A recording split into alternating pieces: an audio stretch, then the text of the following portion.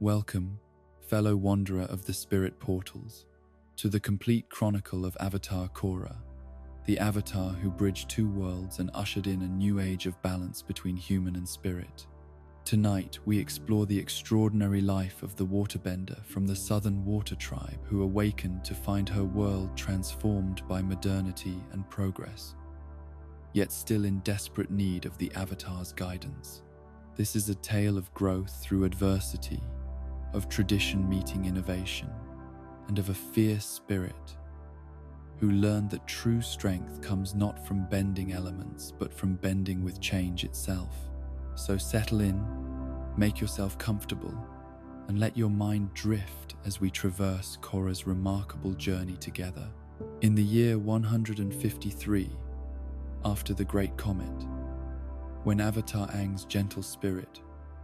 finally released its hold on the mortal world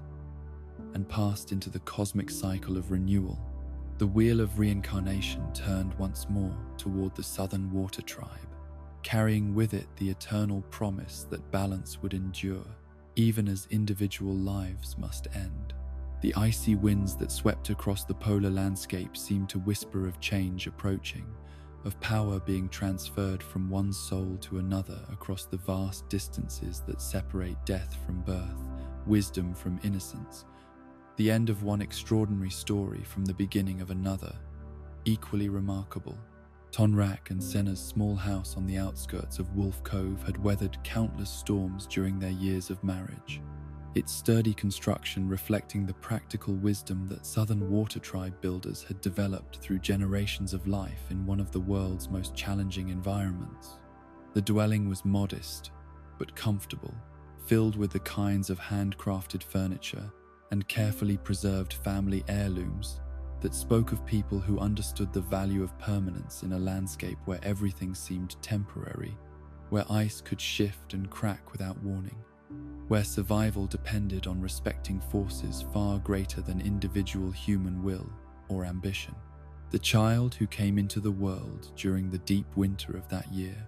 arrived not with the quiet contemplation that had marked Avatar Aang's earliest days, but with a cry of defiance that seemed to challenge the very storms raging outside her family's walls. Korra entered existence with fists clenched and voice raised, her tiny form radiating the kind of fierce energy that would characterize every aspect of her extraordinary life. Even in those first moments, there was something about her presence that made the air itself seem more charged, more alive with possibility and potential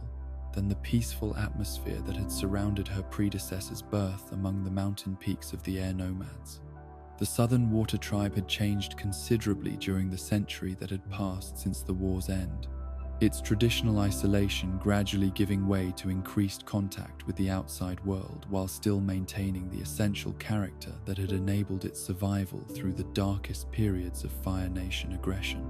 The community that welcomed Korra into existence was more prosperous and confident than the one that had struggled merely to exist during Avatar Aang's time,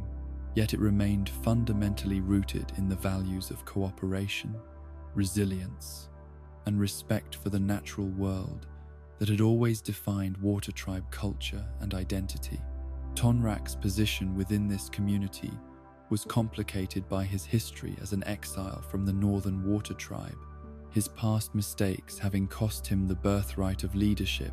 while providing him with hard-won wisdom about the consequences of decisions made with good intentions but insufficient consideration of their broader implications. His love for Senna had been the foundation upon which he had rebuilt his life in the South, their partnership representing the kind of genuine affection and mutual respect that could transcend political boundaries and cultural differences to create something new and valuable. Senna's gentle nature provided balance to her husband's more impulsive tendencies, her patient wisdom serving as counterpoint to his protective instincts, while her unwavering support enabled him to grow beyond the young man who had once made choices that had seemed right at the time, but had proven disastrously short-sighted when their full consequences had become apparent. Together, they created a home environment that emphasized love and security, while also teaching the importance of thinking carefully about how individual actions could affect not just immediate family but entire communities and even nations. The signs that their daughter was different from other children became apparent long before her 4th birthday, though the magnitude of that difference remained hidden beneath the surface of what appeared to be simply exceptional energy and determination. Korra's movements seemed to affect the world around her in subtle ways that most observers dismissed as coincidence. Puddles that froze when she was angry, small objects that moved when she gestured emphatically, candle flames that flickered in response to her emotions. Rather than following the natural patterns that air currents and fuel consumption would normally dictate,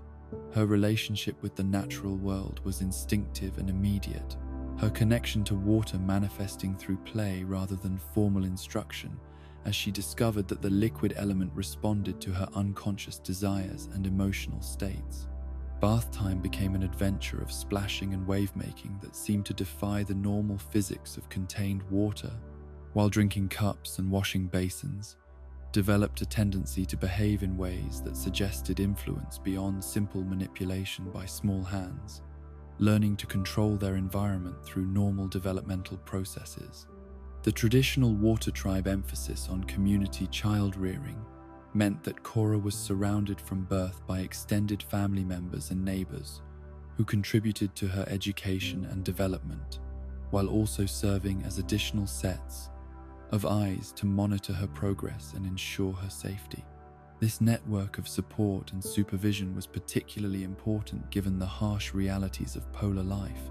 where momentary inattention could result in tragedies that would affect not just individual families, but entire communities that depended on every member for their collective survival and prosperity. The games that Korra invented during her early childhood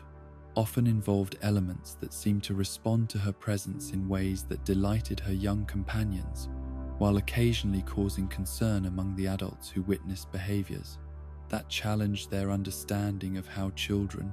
normally interacted with their physical environment. Ice sculptures that she built seemed more stable and elaborate than her age and skill level should have permitted, while snow forts that she constructed possessed defensive characteristics that suggested planning and execution capabilities far beyond what normal child development would have made possible.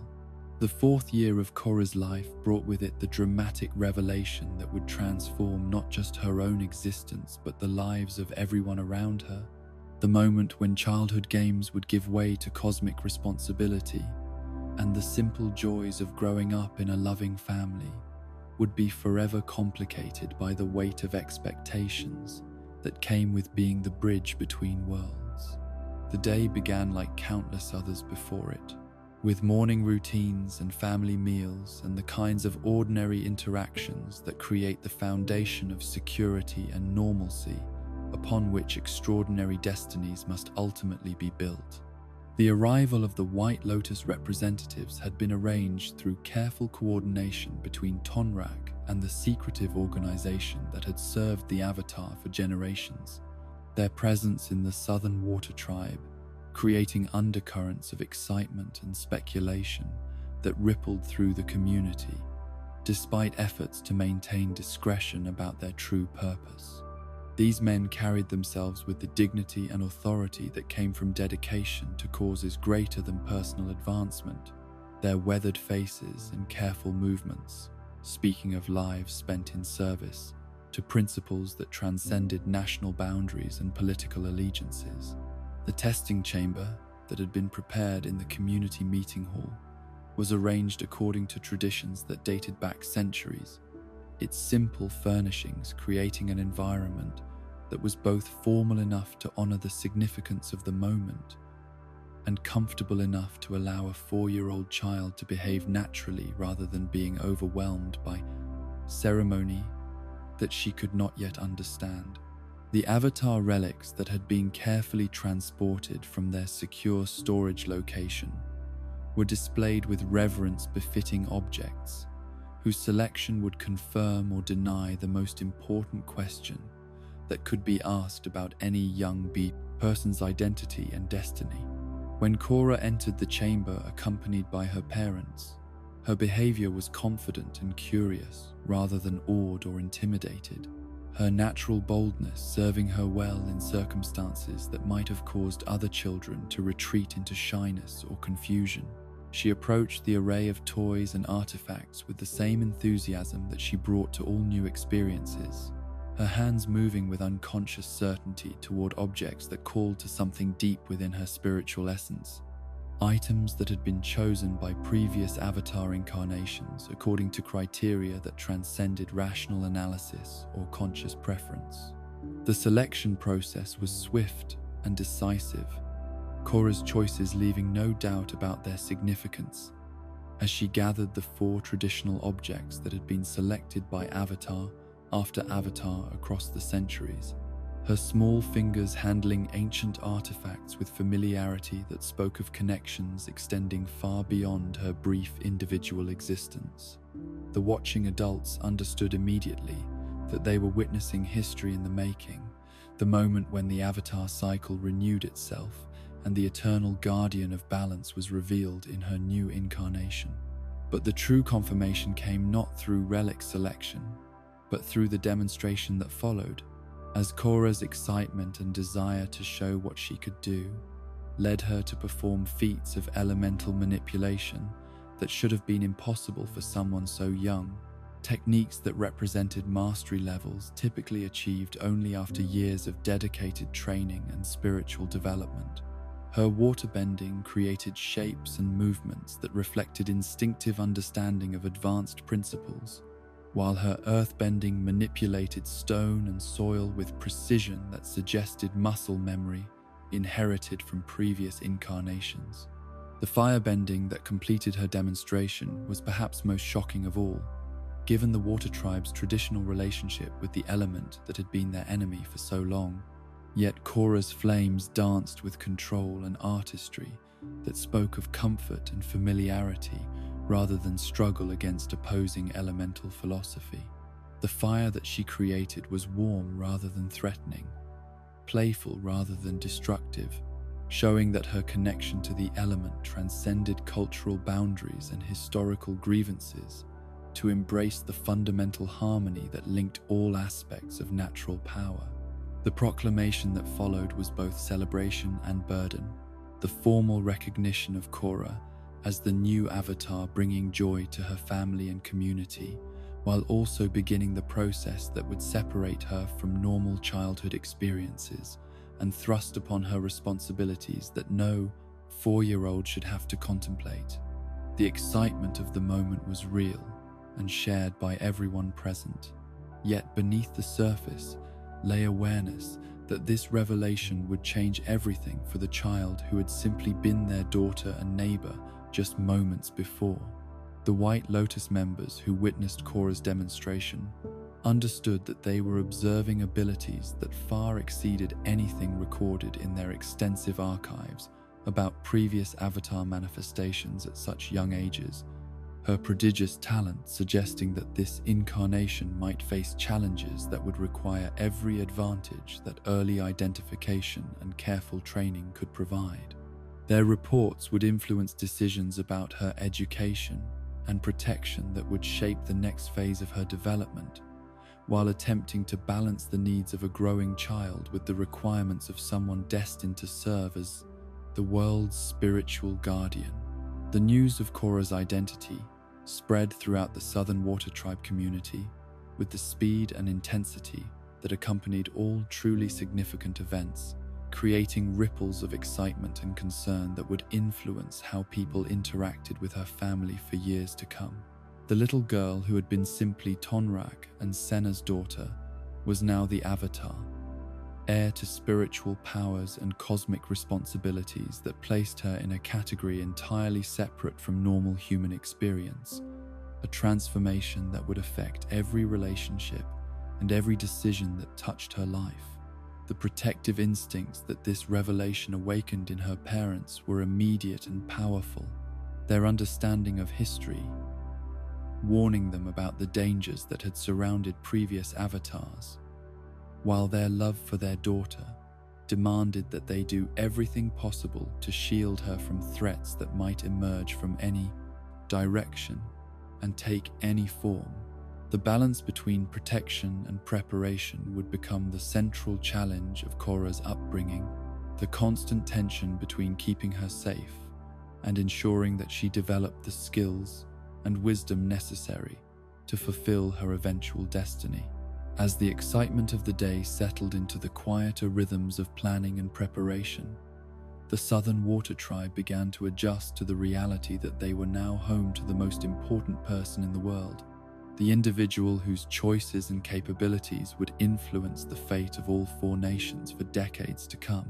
The child who slept peacefully in her bed that night carried within her consciousness the accumulated wisdom and power of every avatar who had come before, though that knowledge remained locked away behind barriers that would only dissolve as she grew older and her spiritual development progressed sufficiently to handle such overwhelming responsibility and cosmic awareness. The foundations had been laid for a journey that would test every aspect of human potential and spiritual evolution,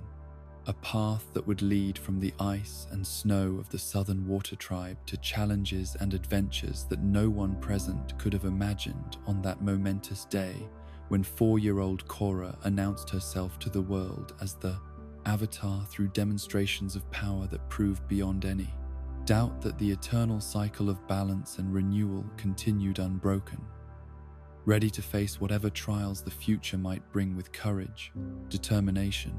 and the fierce spirit that had marked her arrival in the world with such dramatic and unforgettable impact. The morning when Korra made her decision to leave everything familiar behind dawned with the kind of crystalline clarity that made the Southern Water Tribe's landscape appear both beautiful and imprisoning, its pristine wilderness stretching endlessly in all directions, while offering no path toward the future she desperately needed to claim for herself. At 17, she had mastered water, earth, and fire with a prodigious talent that impressed even the most experienced benders. Yet airbending remained as elusive as morning mist, its principles seeming to slip away from her consciousness the harder she tried to grasp them through the same direct approach that had served her so well with the other 3 elements. Tenzin's promised arrival at the Southern Water Tribe compound had been delayed again and again by pressing responsibilities in Republic City, each postponement adding to Korra's growing frustration with the constraints that kept her isolated from the wider world where she knew she belonged. The airbending master's commitments to the United Republic Council and his duties as the last hope for rebuilding the Air Nation meant that her education would continue to wait upon the convenience of political schedules and administrative necessities that seemed far removed from the urgency she felt about completing her avatar training and beginning her real work as the bridge between worlds. The compound that had been her home and training ground for so many years felt increasingly like a prison despite the love and dedication of those who had devoted their lives to her education and protection, its walls representing safety that had become stagnation, security that prevented growth rather than enabling it. The White Lotus sentries, who maintained constant vigilance against threats that might never materialize, were well-meaning guardians whose presence served as constant reminder that she was considered too valuable to risk, too important to trust with making her own decisions about how to spend her time or where to direct her energy and attention. The ship that would carry her to Republic City was a modest cargo vessel whose captain asked no questions about passengers willing to pay for discreet passage to the United Republic's bustling capital, his crew accustomed to travelers who preferred anonymity to comfort and speed to luxury accommodations. Korra's disguise was simple but effective, her distinctive Water Tribe clothing replaced by generic garments that would allow her to blend into the crowds of immigrants and workers who constantly moved between the 4 nations, seeking opportunities that their birthplaces could not provide. The journey across open water provided time for contemplation and growing excitement as each day of travel brought her closer to the legendary metropolis that had risen from the collaboration between all four nations, a city that represented everything progressive and modern about the post-war world while serving as the seat of political power for the United Republic. Her fellow passengers spoke in hushed tones about the opportunities and dangers that awaited in Republic City, their stories painting pictures of a place where fortunes could be made or lost overnight, where traditional boundaries between nations and social classes had been blurred by the constant mixing of peoples and cultures. The first glimpse of Republic City's skyline rising from the waters of Yue Bay was both thrilling and overwhelming, its towering buildings reaching toward the sky with an audacity that no previous civilization had ever attempted, their steel and glass construction representing mastery over materials that earlier generations had never imagined could be shaped by human will and engineering expertise. The harbor bustled with vessels from every corner of the world, their flags and designs telling stories of trade routes and cultural exchanges that had transformed the isolated nations of the war period into interconnected components of a global economy. The Satomobiles that crowded the city's streets moved with mechanical precision that fascinated and intimidated someone accustomed to animal companions and muscle-powered transportation, their engines creating a constant background noise that spoke of energy and progress, while drowning out the natural sounds that had provided the soundtrack to life in the Southern Water Tribe compound. The pedestrians who navigated between these vehicles represented every possible combination of national origin and social status, their clothing and bearing reflecting the kind of diversity that could only exist in a place where traditional barriers had been deliberately broken down to create something entirely new. The air itself carried scents and sounds that were alien to Korra's experience. The industrial smokestacks and cooking fires creating an atmosphere that was simultaneously exciting and oppressive, filled with possibilities, but also tinged with the kind of pollution that came from concentrating so many people and so much activity in such a relatively small space. The energy was intoxicating but also exhausting, the constant stimulation requiring adjustment from someone whose previous environment had emphasized tranquility and natural rhythms rather than the relentless pace of urban life. Her search for Air Temple Island proved more challenging than anticipated. The city's complex geography and transportation systems requiring navigation skills that her isolated upbringing had not provided, while the residents she approached for directions often seemed too busy or too suspicious to offer assistance to someone who obviously did not belong to their familiar urban landscape. The dock workers and street vendors who made their living serving the city's diverse population were helpful when she could capture their attention, but their rapid speech patterns and casual use of local slang made understanding their instructions difficult for someone whose education had emphasized formal language and traditional communication patterns. The triple threat triad members who attempted to extort money from a helpless shopkeeper provided Korra's first real glimpse into the darker aspects of Republic City life, their casual cruelty and assumption of immunity from consequences, revealing how completely the rule of law had broken down in certain neighborhoods where police presence was insufficient to prevent organized crime from filling the void left by inadequate governance. The confrontation that followed was swift and decisive, her bending abilities making short work of criminals who had become accustomed to preying upon non-benders who lacked effective means of defending themselves or their property. The satisfaction of using her powers to protect innocent people was immediately tempered by the arrival of Lin Beifong and her metal-bending police force, their assumption that anyone involved in street fighting must be part of the problem rather than part of the solution, reflecting the kind of rigid thinking that Korra would encounter repeatedly during her time in Republic City. The cables that wrapped around her body with mechanical precision demonstrated advanced techniques that combined traditional earthbending with industrial innovation, creating law enforcement capabilities that were both impressive and potentially oppressive when wielded without sufficient consideration for individual circumstances. The police headquarters where she was taken for questioning was a monument to bureaucratic efficiency and technological advancement, its holding cells and interrogation rooms representing the kind of systematic approach to crime control that traditional societies had never developed because they relied on personal relationships and community pressure rather than institutional authority to maintain social order. The officers who processed her arrest were professional but impersonal, their training emphasizing procedure over understanding, compliance over communication, efficiency over the kind of patient investigation that might have revealed the truth about her identity and motivations. Tenzin's intervention came just in time to prevent serious complications. His status as a councilman and his personal relationship with Chief Beifong, providing the authority necessary to secure her release, while his recognition of her identity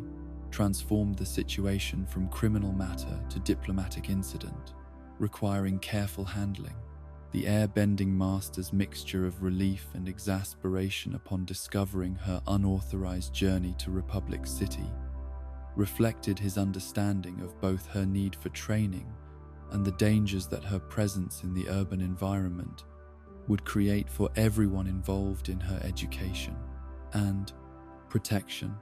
The negotiations that followed her rescue from police custody revealed the complex political considerations that surrounded every decision about the Avatar's education and activities.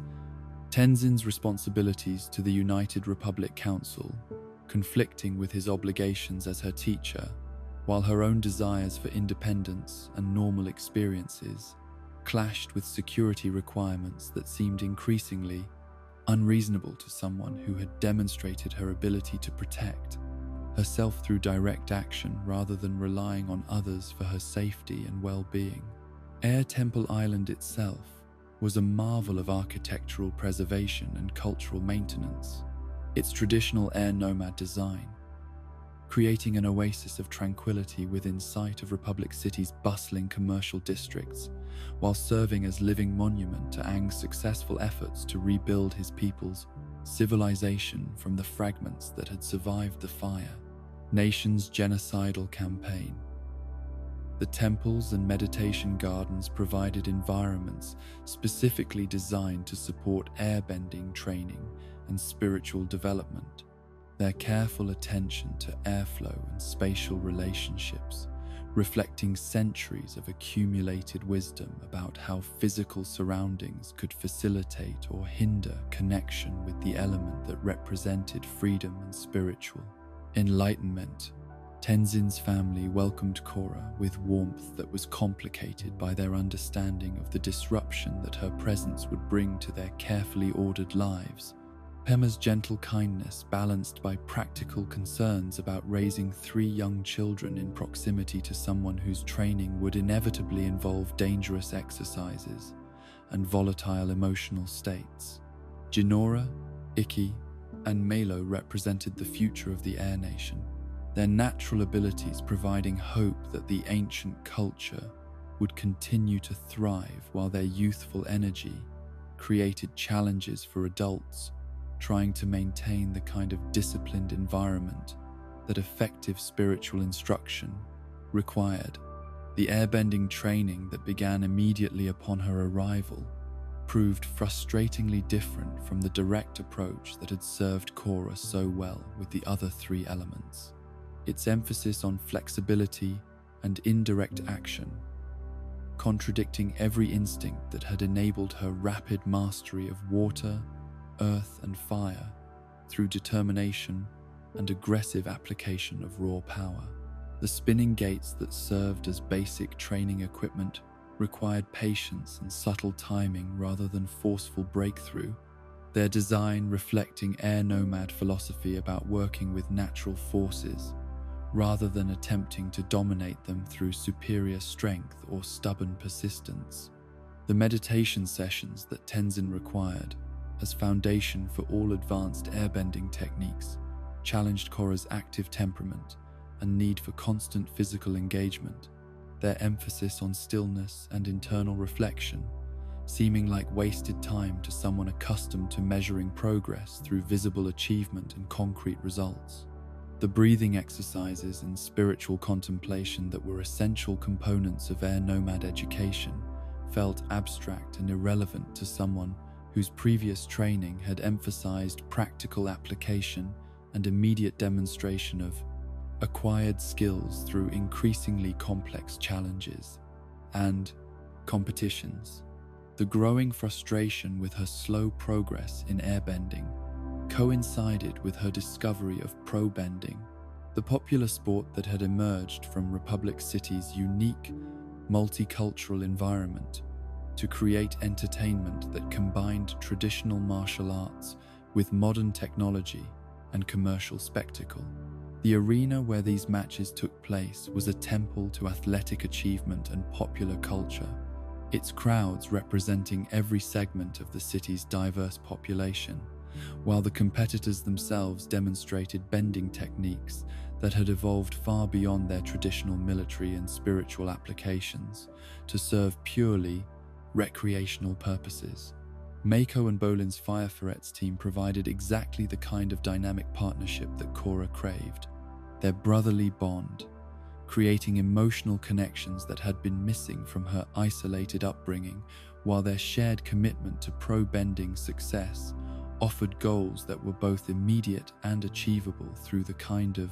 direct action that suited her temperament. The older brother's serious dedication to perfecting his firebending techniques was balanced by the younger sibling's cheerful enthusiasm and natural earthbending talent, their complementary personalities, creating team chemistry that was both effective in competition and personally satisfying for someone who had never experienced genuine friendship with people her own age. The training sessions that prepared them for pro-bending competition were intensively physical and immediately rewarding, each practice providing measurable improvement and clear indication of progress towards specific objectives that could be achieved through effort and determination, rather than spiritual enlightenment and philosophical understanding. The rules of the sport were clear and consistent. Victory or defeat was obvious to everyone who witnessed it, and success depended on qualities that Korra possessed in abundance, rather than requiring characteristics that seemed to contradict her essential nature and approach to problem solving. The equipment and technology that supported pro-bending were marvels of modern engineering and commercial organization. The specialized clothing and protective gear, enabling competitors to perform at peak levels while minimizing injury risks that might otherwise make such intense physical competition prohibitively dangerous. The radio broadcasts that brought matches to audiences throughout the city created shared experiences that united diverse populations in common enthusiasm, while generating revenue that supported not just the athletes but entire industries built around entertainment and sporting goods production. The romantic tension that developed between Korra and Mako was complicated by his existing relationship with Asami Sato, the industrialist's daughter whose beauty and sophistication represented everything that Korra felt she lacked after her isolated upbringing in the Southern Water Tribe compound. The competition for the firebender's affection was unspoken but intense, creating undercurrents of jealousy and insecurity that affected team performance, while adding personal stakes to relationships that had already become central to Korra's emotional well-being and sense of belonging in Republic City's complex social landscape. The equalist movement that lurked beneath the surface of Republic City's political life was initially invisible to Korra, despite her growing involvement with the city's bending community, its anti-bending ideology seeming impossible to take seriously in an environment where elemental abilities were celebrated and commercialized rather than feared or resented. The protesters who occasionally appeared at pro-bending matches seemed like harmless malcontents whose grievances could be easily dismissed by anyone who understood the positive role that bending played in everything from construction and manufacturing to entertainment and artistic expression throughout the United Republic's progressive society. But the kidnapping of Bolin by equalist agents provided Korra's first direct encounter with the movement's true nature and capabilities, their organizational sophistication and technological resources revealing preparation and planning that went far beyond simple protest or political opposition to encompass systematic campaign against bending itself. The warehouse where they held their captured victims was equipped with devices and procedures that demonstrated detailed knowledge of bending physiology and psychology, their ability to neutralize elemental abilities through methods that seemed to combine traditional Kai blocking with more advanced techniques that bordered on the supernatural. The revelation of Amon's power to permanently remove bending abilities was both fascinating and terrifying, his demonstrations creating fear that went beyond physical threat to encompass existential questions about identity and purpose that struck at the heart of what it meant to be a bender. In a world where such abilities had been the foundation of personal and cultural identity for thousands of years, the former benders who had been victimized by his technique were living proof that the impossible had become reality, their hollow expressions and defeated postures speaking to losses that went beyond mere physical capability to encompass spiritual connection and sense of self-worth. The escape from the equalist warehouse was accomplished through teamwork and determination that demonstrated how effective cooperation between different types of benders could be when their individual strengths were coordinated toward common objectives. But the victory was overshadowed by new understanding of threats that were far more sophisticated and dangerous than anything Korra had previously encountered during her sheltered upbringing. The enemy she now faced possessed resources and capabilities that challenged every assumption about how conflicts should be fought and resolved, requiring responses that her traditional training had not prepared her to provide. The decision to join Councilman Tarlok's task force represented both opportunity and obligation, her status as the Avatar, creating expectations that she would take leadership roles in addressing threats to Republic City's stability, while her own desire for action and engagement made such involvement personally satisfying even when the political implications remained unclear. The councilman's charm and apparent dedication to public service masked ambitions and methods that would prove as dangerous as the equalist movement itself. His manipulation of her idealism and energy-serving purposes that had more to do with personal advancement than genuine commitment to the greater good. As Korra settled into her new life in Republic City, balancing airbending training with pro-bending competition and anti-equalist activities, she began to understand that the urban environment was far more complex and morally ambiguous than anything she had encountered in the Southern Water Tribe compound. The clear distinctions between right and wrong that had guided her childhood understanding were replaced by shades of grey that required careful navigation and sophisticated judgment, while the simple goal of mastering the four elements was complicated by political responsibilities and personal relationships that demanded attention and energy that had previously been devoted entirely to bending practice and spiritual development. The city that had seemed like paradise from a distance revealed itself to be a place where progress and corruption coexisted, where technological advancement created new opportunities for both good and evil, where the mixing of cultures produced innovation and conflict in equal measure.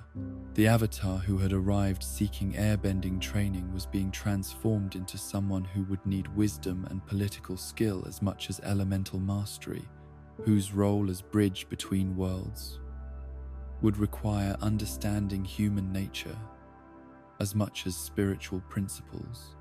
whose success would depend on building alliances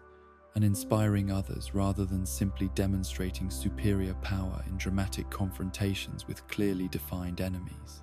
The revelation that Hiroshi Sato, the brilliant industrialist whose technological innovations had transformed Republic City into a modern marvel, was secretly financing and equipping the equalist movement struck at the heart of everything Korra had begun to believe about the relationships between benders and non-benders in the United Republic's supposedly progressive society. The discovery came not through systematic investigation, but through the kind of accident that exposes carefully constructed deceptions when what should have been a routine visit to future industries became a desperate fight for survival against machines designed specifically to neutralize bending abilities through overwhelming technological superiority. The Sato estate that had seemed like a symbol of enlightened prosperity and multicultural cooperation was revealed to be a fortress concealing weapons and training facilities that had been preparing for war against benders for years. Its underground chambers filled with equalist Kai blockers practicing techniques that combine traditional martial arts with modern equipment designed to exploit the physiological vulnerabilities that all benders shared regardless of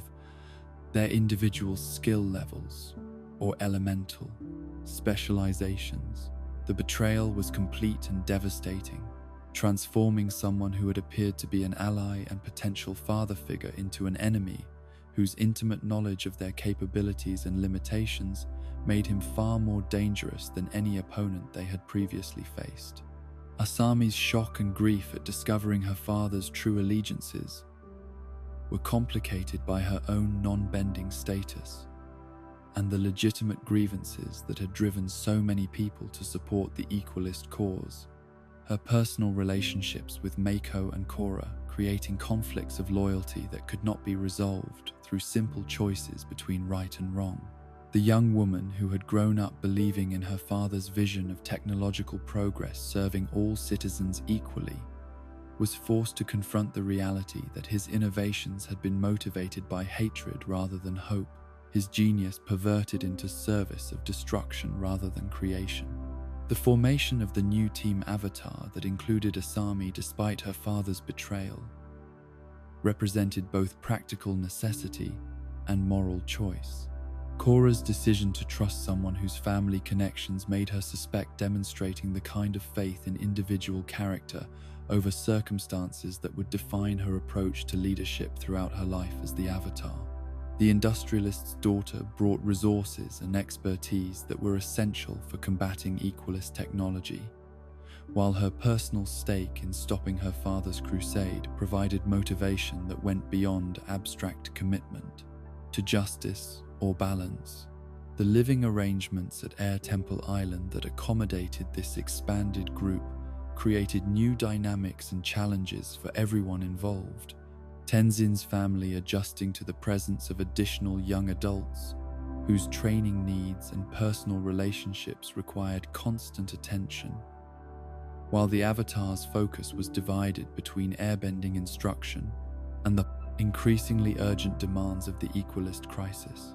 The ancient buildings that had been designed for meditation and spiritual contemplation were transformed into headquarters for planning operations against an enemy who understood their capabilities better than they understood his.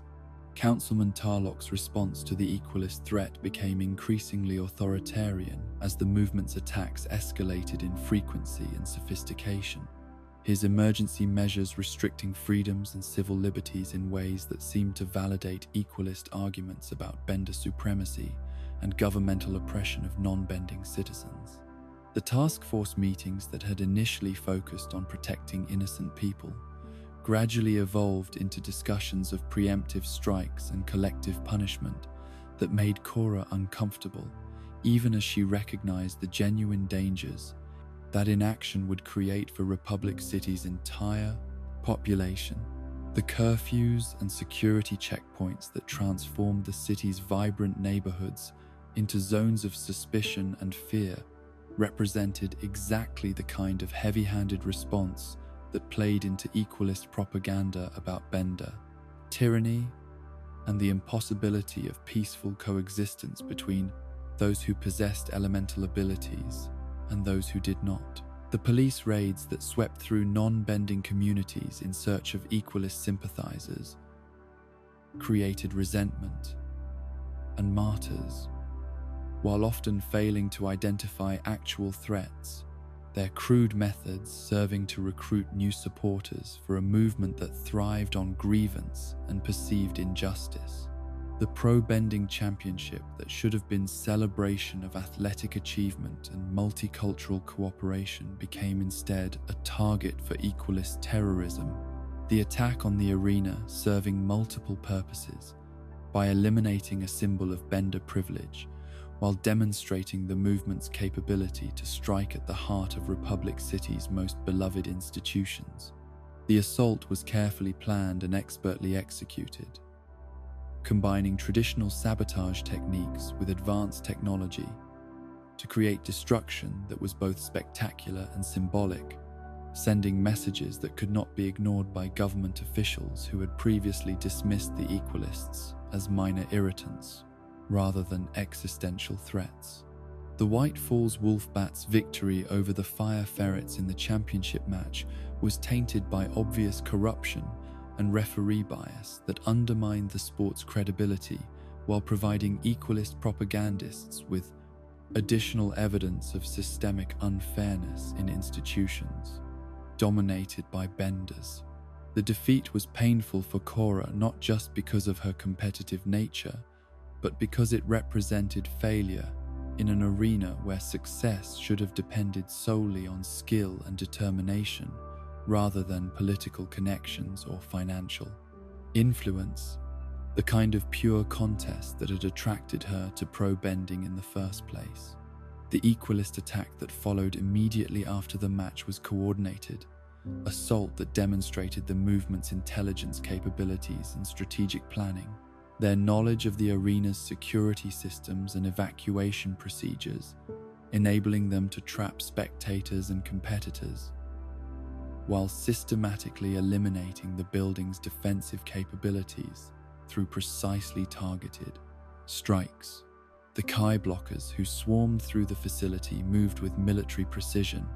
their training and equipment allowing them to neutralize bending opponents who should have possessed overwhelming advantages in direct combat. The lieutenant's electrified Kali sticks represented the pinnacle of anti-bending weapon technology, their design combining traditional martial arts with modern electrical systems to create tools that could disable even master benders through contact that lasted mere seconds. His fighting style was fluid and aggressive, adapted specifically to exploit the weaknesses that bending disciplines created through their reliance on specific stances and gestures. His mobility and unpredictability making him nearly impossible to pin down with conventional elemental attacks. Amon's personal confrontation with Korra during the arena attack was both physical battle and psychological warfare. His calm confidence and apparent invulnerability to her most powerful techniques, creating doubt about her abilities, while his rhetoric about bender oppression forced her to confront uncomfortable truths about inequality and privilege that her isolated upbringing had not prepared her to address. The equalist leader's presence radiated authority and certainty that made his followers willing to risk death for his cause, while his mysterious past and unexplained powers created fear that went beyond rational assessment of his actual capabilities. The destruction of the pro-bending arena was accomplished through explosives and machinery that turned the symbol of intercultural cooperation into rubble and twisted metal. The building's collapse, serving as metaphor for the breakdown of civil order and peaceful coexistence that the equalist movement sought to accelerate through increasingly dramatic acts of terrorism. The loss was mourned not just by sports fans but by everyone who had seen the arena as proof that different types of people could work together toward common goals. without sacrificing their individual identities or cultural heritage. The aftermath of the arena attack created political crisis that tested every aspect of Republic City's governmental institutions and social fabric. Councilman Tarlok's calls for martial law, competing with voices, demanding investigation into the legitimate grievances that had enabled equalist recruitment, while the general population struggled to understand how their progressive society had produced such violent internal conflict. The emergency session of the United Republic Council revealed fundamental disagreements about how democratic institutions should respond to terrorism without becoming the kind of authoritarian system that their opponents claimed they already were. Korra's frustration with the slow pace of official response led her to form an independent team dedicated to hunting down equalists through direct action rather than bureaucratic procedures, their vigilante activities creating additional complications for law enforcement, while demonstrating the kind of initiative and determination that traditional governmental approaches seem to lack. The late-night patrols and raids that Team Avatar conducted were successful in disrupting equalist operations, but also raised questions about accountability and due process that would have long-term implications for how the Gend Avatar's role was understood by political authorities. The conflict with Councilman Tarlok that had been building throughout their collaboration finally erupted when he attempted to disband Team Avatar and arrest her friends, his actions revealing the extent to which fear had corrupted his judgment, while his methods demonstrated the same disregard for individual rights that characterized the authoritarianism he claimed to oppose. The confrontation that followed was both personal and political, their disagreement about tactics and priorities exposing fundamental differences in their understanding of how power should be wielded in democratic societies. The revelation of Tarlok's blood-bending abilities was perhaps more shocking than Aemon's power to remove bending permanently. The councilman's use of the forbidden technique, transforming him from questionable ally into immediate threat, while explaining his political success and his confidence in confronting even the Avatar directly. The waterbending variant that allowed manipulation of human consciousness and physical control was the ultimate violation of personal autonomy, its effects creating helplessness that was more complete than any conventional form of restraint or coercion could achieve. The mountain cabin where Tarlok imprisoned Korra was isolated sanctuary that had been prepared for exactly this kind of emergency, its remote location and secure construction designed to hold even the Avatar, while its comfortable furnishings and well-stocked supplies suggested planning that had extended over months or years rather than spontaneous reaction to immediate political crisis. The imprisonment was both protective custody and hostage situation, Tarlok's motivations complicated by his genuine belief that his actions served the greater good, while his methods violated every principle of justice and democratic governance. The meditation that finally enabled Korra to connect with Avatar Aang was born of desperation and isolation, her spiritual barriers finally breaking down when all other options had been exhausted, and the external distractions that had always interfered with her inner focus were eliminated by circumstances beyond her control. The vision that followed revealed not just Tarlok's connection to Yakone, but the broader pattern of corruption and violence that had shaped Republic City's political development since its founding. The blood-bending crime, Lord's influence extending far beyond his individual lifetime, through family connections and criminal networks.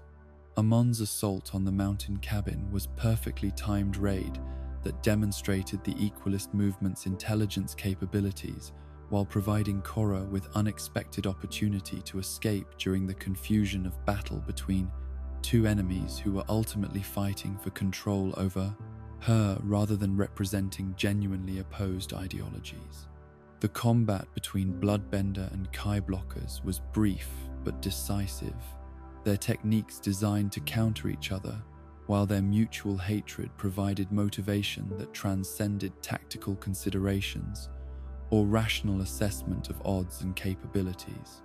The revelation that Amon was actually no attack, Tarlok's brother and Yakone's eldest son, transformed the entire conflict from political revolution into family tragedy.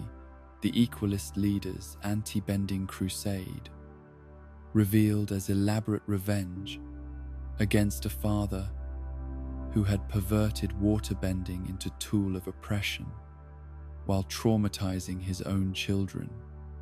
through abuse and manipulation. The psychological damage that both brothers had suffered created motivations that went far beyond ideology to encompass personal trauma that had never been properly addressed or healed. The final battle between Korra and Amon took place against the backdrop of Republic City's industrial landscape, their confrontation occurring among the smokestacks and machinery that represented the technological progress that had created new forms of inequality, while providing tools that could be used for liberation or oppression depending on who controlled them. The pro-bending arena that had been destroyed was rebuilt in miniature through their combat, each opponent using techniques that represented different approaches to power and different visions of how society should be organized. The removal of Korra's bending was a traumatic experience that went beyond physical sensation to encompass spiritual violation. Amon's technique, severing connections that had been fundamental to her identity since childhood, while leaving her conscious and aware of everything she had lost. The emptiness that followed was more profound than mere disability, representing disconnection from spiritual forces that had defined her understanding of herself and her place in the world since her earliest memories of manipulating water and earth and fire through will and gesture. The moment when her airbending finally manifested was triggered not by spiritual enlightenment or technical mastery, but by desperate love and protective instinct, her need to save Mako from suffering the same loss she had just experienced. Breaking through barriers that meditation and formal instruction had been unable to penetrate. The air that responded to her call was different from the other elements she had previously commanded, its lightness and freedom reflecting spiritual principles that could only be accessed through release of attachment and acceptance of change. The defeat of Amon that followed was accomplished through newly discovered abilities rather than recovered powers, her airbending providing techniques that the Equalist leader had not prepared to counter, while his own psychological state was destabilized by failure of the bloodbending that had been his primary source of confidence and control. The victory was personal triumph, but also beginning of understanding about how spiritual growth often required loss and transformation, rather than simple accumulation of additional capabilities. The journey to the southern water tribe that followed was pilgrimage, seeking healing for wounds that went beyond anything conventional medicine could address. Katara's expertise providing hope that the damage Amon had inflicted could be reversed through techniques that combined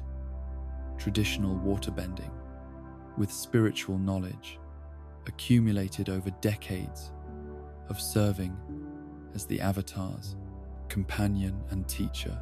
The elderly healer's attempts were patient and thorough, but the energy bending that had severed Korra's connections operated according to principles that even the most skilled practitioner could not fully understand or counter. The despair that followed Katara's inability to restore her bending was more complete than anything Korra had previously experienced, her identity as the Avatar seeming meaningless,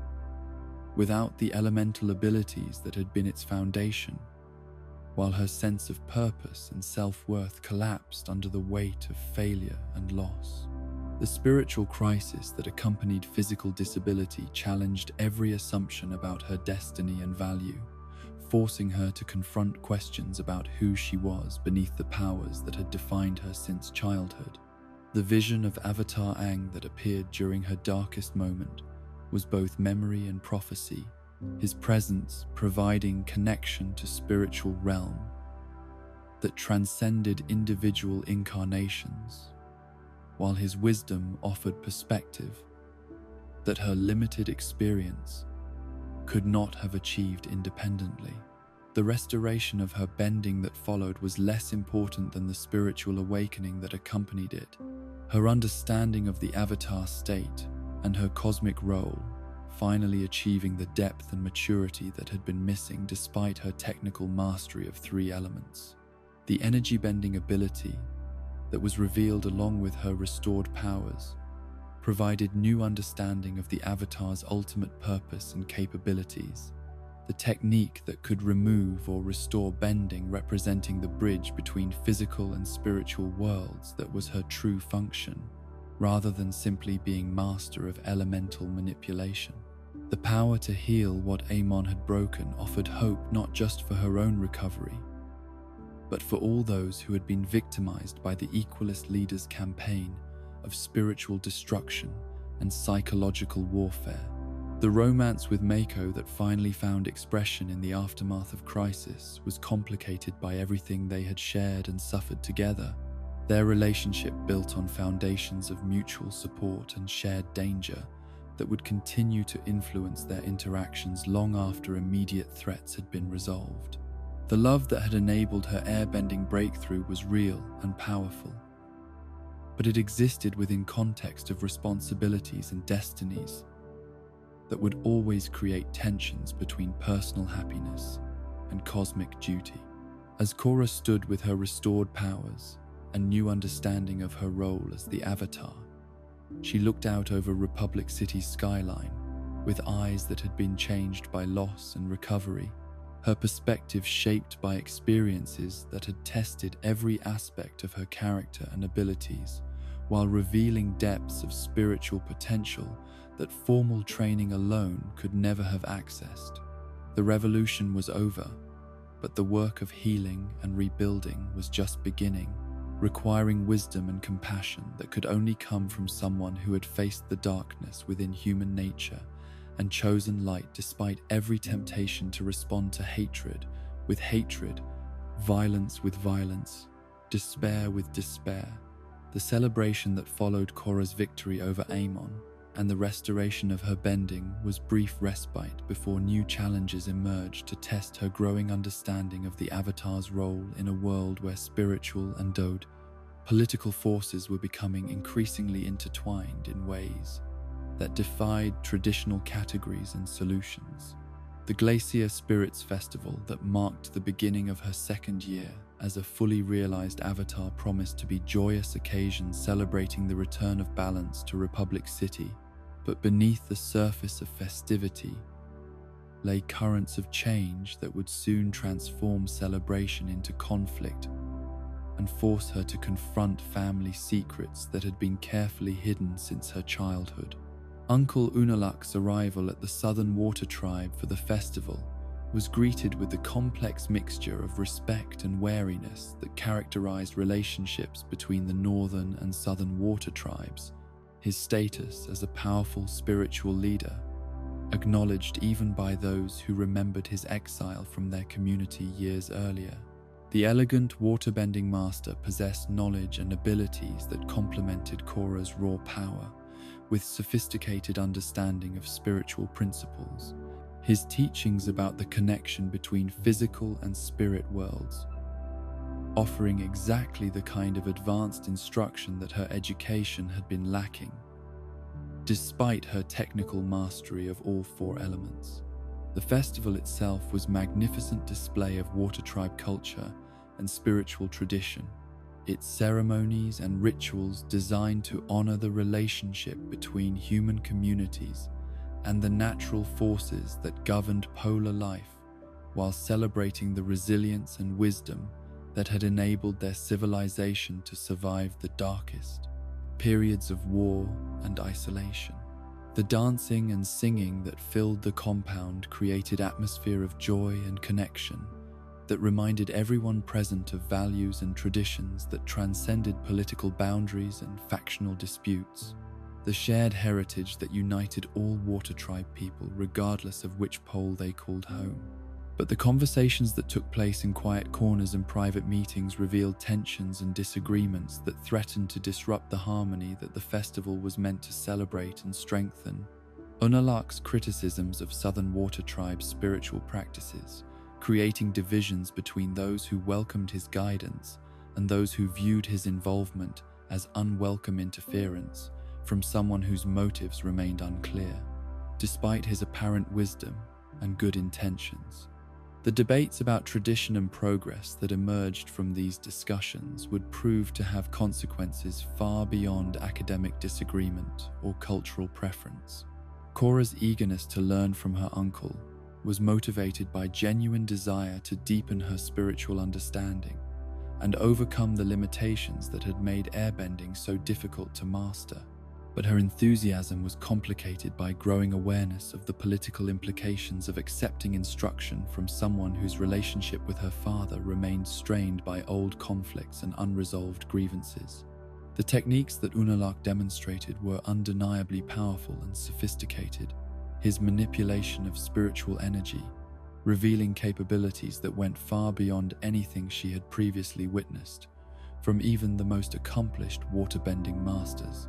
The revelation that her childhood isolation in the compound had been orchestrated by Tenzin and Tonraq, rather than imposed by White Lotus security requirements, was a devastating blow to her trust in the people she had relied upon most. Completely,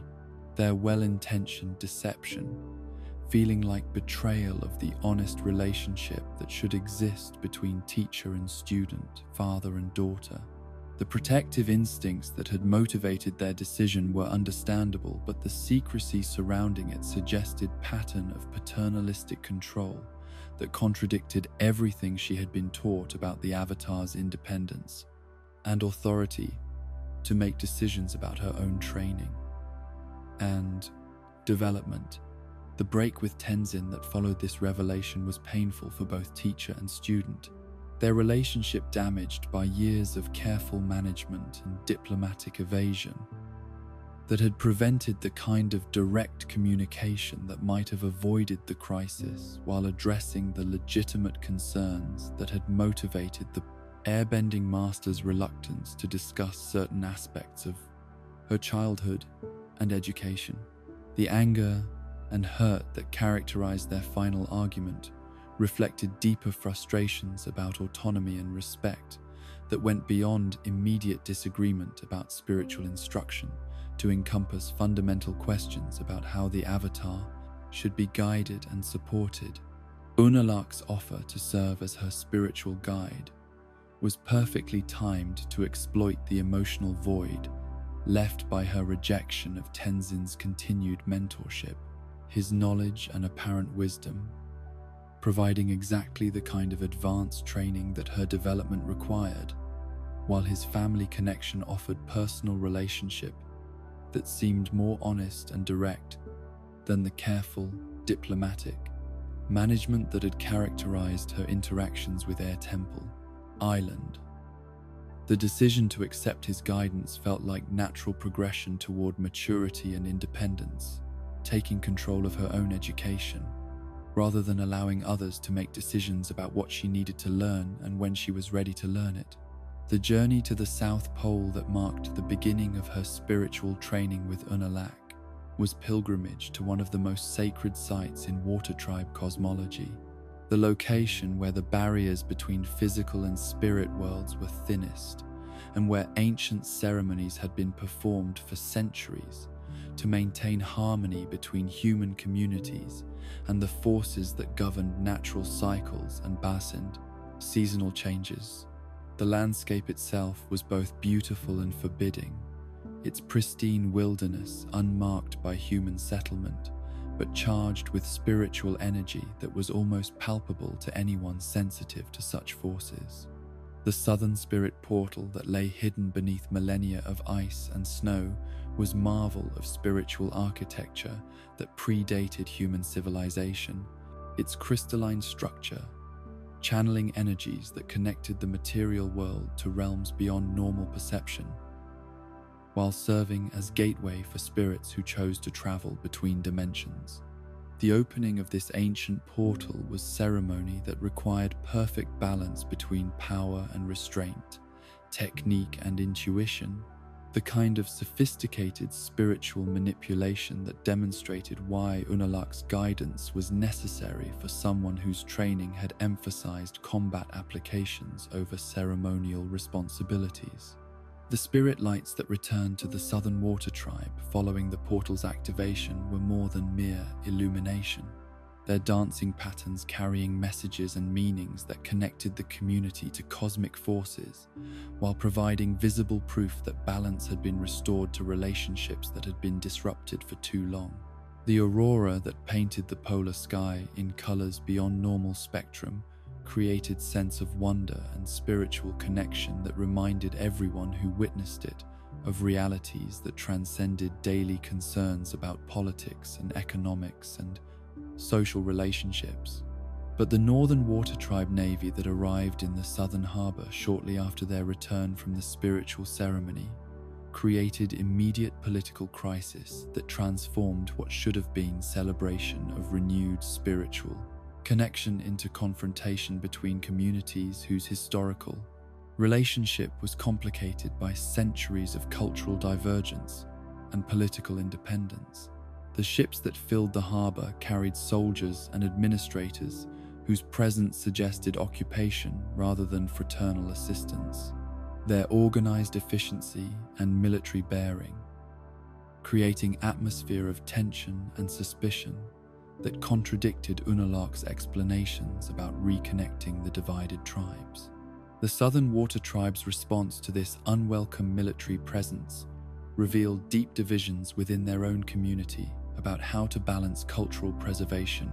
with political autonomy. Some residents welcoming closer ties with their northern relatives, while others viewed any outside interference as threat to the independence and self-determination that they had fought to maintain throughout the decades since the war's end.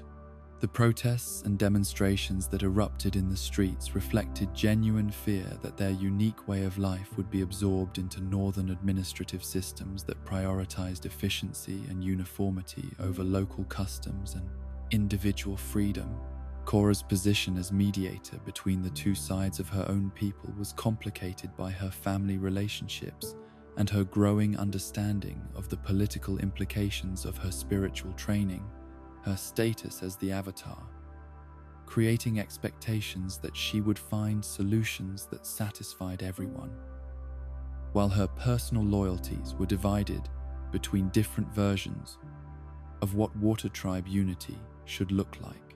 the crowds that gathered around her whenever she appeared in public were seeking guidance and leadership that she felt unprepared to provide, their faith in her abilities exceeding her confidence in her own judgment about complex political questions that had no clear right answers. The revelation that her father Tonrak had been involved with Varric's plan to kidnap Unalaq was shocking betrayal that forced her to choose between family loyalty and her growing commitment to her spiritual teacher, the discovery creating crisis of trust that made every relationship feel potentially compromised by hidden agendas and secret alliances. The investigation that she conducted to determine the truth about his involvement was painful exercise in detective work that required her to question everyone she cared about, while maintaining objectivity that was nearly impossible given her emotional investment in the outcome. The trial that followed Tonrak's arrest was carefully orchestrated legal proceeding that used proper procedures and due process to achieve predetermined results. Judge Hotar's apparent fairness masking bias and corruption that served Unalaq's political objectives while maintaining appearance of justice and rule of law. The testimony and evidence that were presented told story of treasonous conspiracy that was technically accurate, while omitting crucial context about motivations and circumstances that might have justified actions that appeared criminal. When viewed in isolation from their historical background and cultural significance, the acquittal of her mother Senna provided some relief, but also raised questions about why she had been spared while her husband faced exile, or worse, the selective nature of the justice being administered, suggesting political calculation rather than genuine concern for truth and fairness. The legal system that had seemed to promise impartial resolution of complex disputes was revealed to be a tool that could be manipulated by those with sufficient knowledge and influence, its formal procedures providing legitimacy for outcomes that served partisan interests rather than genuine justice. The confrontation with Judge Hotar that finally revealed the full extent of Unalaq's manipulation was a moment of terrible clarity that exposed decades of careful planning and systematic deception. The spiritual leader's patient cultivation of trust and authority serving purposes that had nothing to do with genuine spiritual guidance or family loyalty. The banishment that had separated Tonraq from his birthright years earlier was revealed to be first step in an elaborate scheme that had shaped every aspect of Korra's life since childhood. Her uncle's apparent wisdom and spiritual knowledge perverted into tools for achieving political power through manipulation of the Avatar's unique position and capabilities. The rescue mission that freed Tonraq and the other political prisoners was a desperate gamble that committed Korra irreversibly to one side of a conflict that she had hoped to resolve through negotiation and compromise. The violence that accompanied their escape, marking the beginning of open civil war between communities that should have been united by shared culture and common interests. The battle that raged through the streets of the Southern Water Tribe settlement was a heartbreaking spectacle of families and neighbors choosing sides in conflict that served no one's genuine interests except those who hoped to benefit from the division and chaos. The journey to Republic City that followed was a strategic retreat designed to build international support for the Southern Water Tribe's independence while removing Korra from immediate danger and giving her time to develop broader understanding of the political forces that her actions had unleashed. The diplomatic mission that she hoped to accomplish through personal appeals to President Raiko and other world leaders represented her attempt to use her status as Avatar to influence events through official channels rather than continued reliance on direct action and military confrontation. The political negotiations that took place in Republic City's elegant government buildings were exercises in frustration and diplomatic complexity that tested Korra's patience and idealism while revealing how little influence even the Avatar possessed when political leaders had already made decisions based on calculations that prioritized their own national interests over abstract principles of justice or moral obligation. The president's polite but firm refusal to commit military resources to what he characterized as internal water tribe dispute reflected realistic assessment of political costs and strategic risks that Korra's emotional involvement made it difficult for her to appreciate objectively. The relationship troubles with Mako that emerged during this period were inevitable result of the stress and pressure that political crisis had created, their personal connections strained by disagreements about priorities and methods, while the constant danger and uncertainty made normal romantic development impossible. The argument that led to their breakup was about immediate tactical decisions, but reflected deeper incompatibilities about how to balance personal relationships with public responsibilities, individual happiness with collective obligation, emotional needs with strategic necessities that would influence all of Korra's future relationships. The journey to the Fire Nation that represented her last attempt to gather international support for the Southern Water Tribe was interrupted by family conflict that revealed how completely Unalaq's manipulation had penetrated even her closest relationships. Desna and Eska's attack, demonstrating that her cousins had chosen loyalty to their father over bonds of kinship and shared heritage. The battle that followed was both physical confrontation and psychological warfare, their intimate knowledge of her capabilities and emotional vulnerabilities, making them far more dangerous than strangers with similar power levels would have been. The dark spirit that swallowed Korra during her escape from the twins was manifestation of spiritual corruption that reflected the broader imbalance that Unalaq's actions had created throughout the spirit world, its attack serving multiple purposes by eliminating immediate threat to his plans, while providing opportunity for the kind of spiritual manipulation that his ultimate objectives required. The experience of being consumed by darkness was preview of the forces that were gathering for harmonic convergence, the cosmic event that would determine whether light or shadow would dominate the relationship between physical and spiritual realms for the next 10,000 years. The island where she eventually washed ashore was sanctuary inhabited by people who had preserved ancient knowledge about the origins of the Avatar cycle, their stories about One and Rava, providing exactly the spiritual education that her uncle's teachings had been designed to prevent her from receiving. The shamans who cared for her during her recovery possessed understanding of spiritual principles that went far beyond technique and power to encompass wisdom about balance and harmony that had been lost or corrupted during the centuries. Since the first Avatar had established the eternal cycle of reincarnation and cosmic responsibility, the visions that revealed One's story were both historical education and spiritual awakening. The first Avatar's journey from ordinary human to bridge between worlds, providing model and inspiration for challenges that Korra would need to face during the approaching harmonic convergence. The relationship between One and Rava that had created the Avatar cycle was love story as much as spiritual partnership, their bond transcending individual identity to create something greater than the sum of its parts, while demonstrating that true strength came from cooperation and mutual support rather than dominance and control. The warning about Vatu's approaching release was call to action that transformed Korra's understanding of her current crisis. From political dispute to cosmic threat, the dark spirit's escape from his prison during harmonic convergence representing danger that went far beyond Water Tribe civil war to encompass the fundamental nature of reality itself. The battle between light and darkness that had been fought 10,000 years earlier was about to be renewed, with stakes that included not just political control or cultural identity, but the continued existence of balance and harmony throughout all dimensions of existence. As Korra prepared to return to the physical world,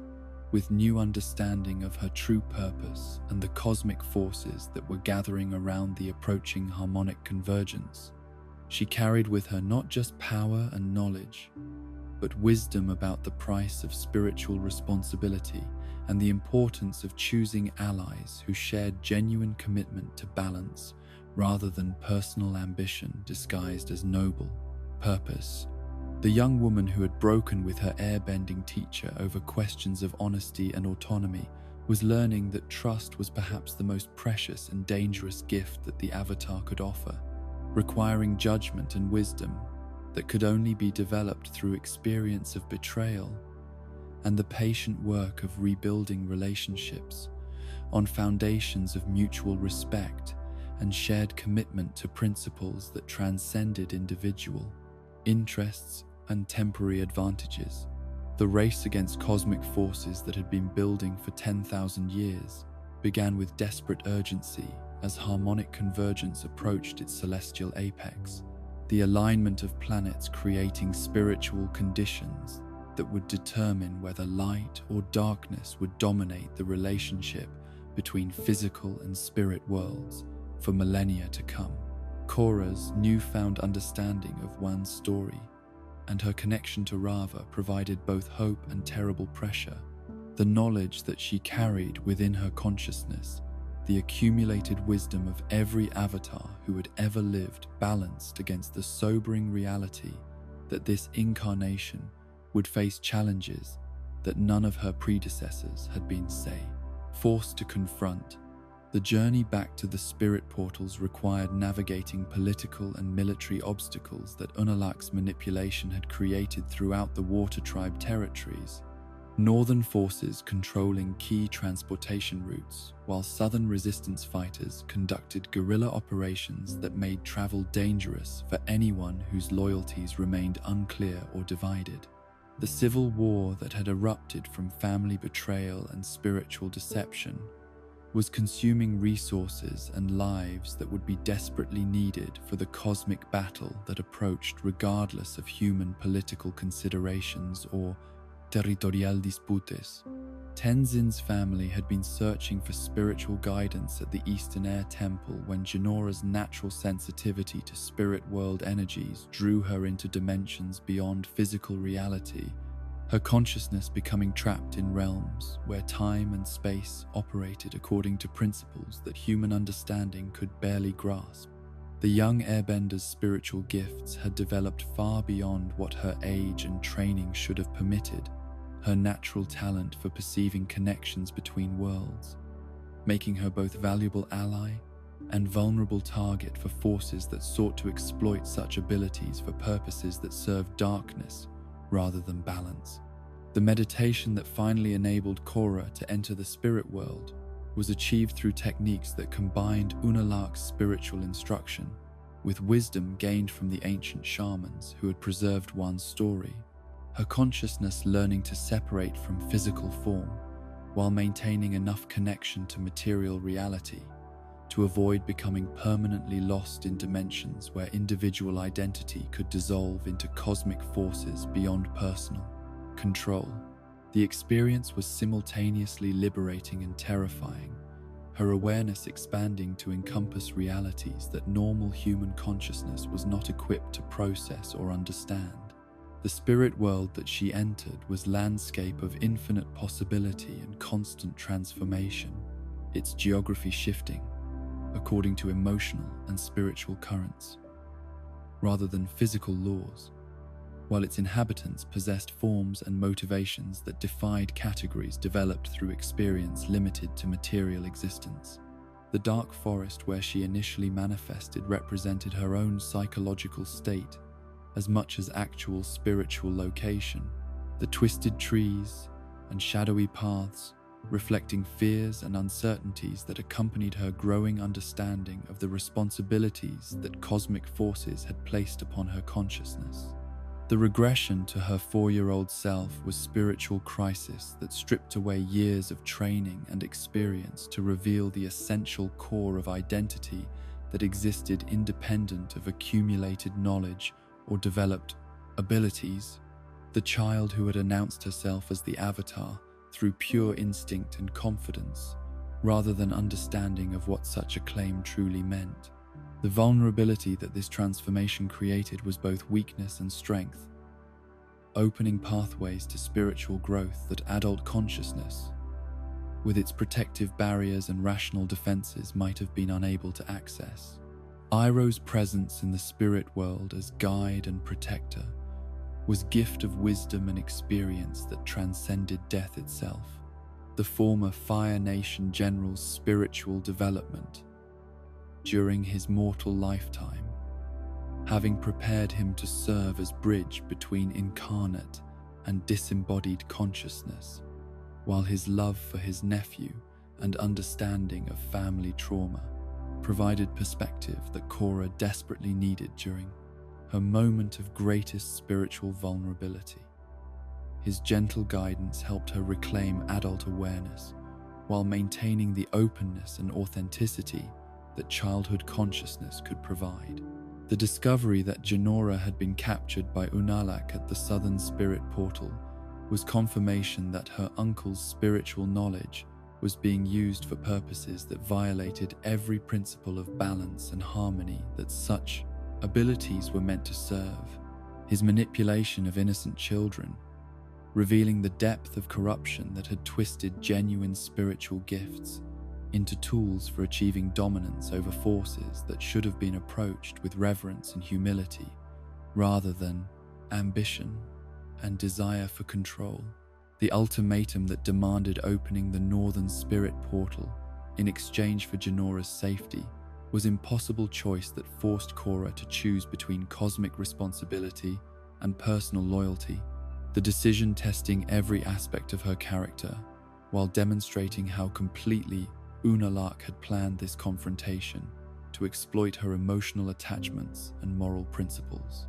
The threat to destroy a child's soul unless she complied with demands that would enable darkness to escape its ancient prison represented evil that was both strategic and sadistic, calculated to cause maximum psychological damage regardless of her ultimate decision.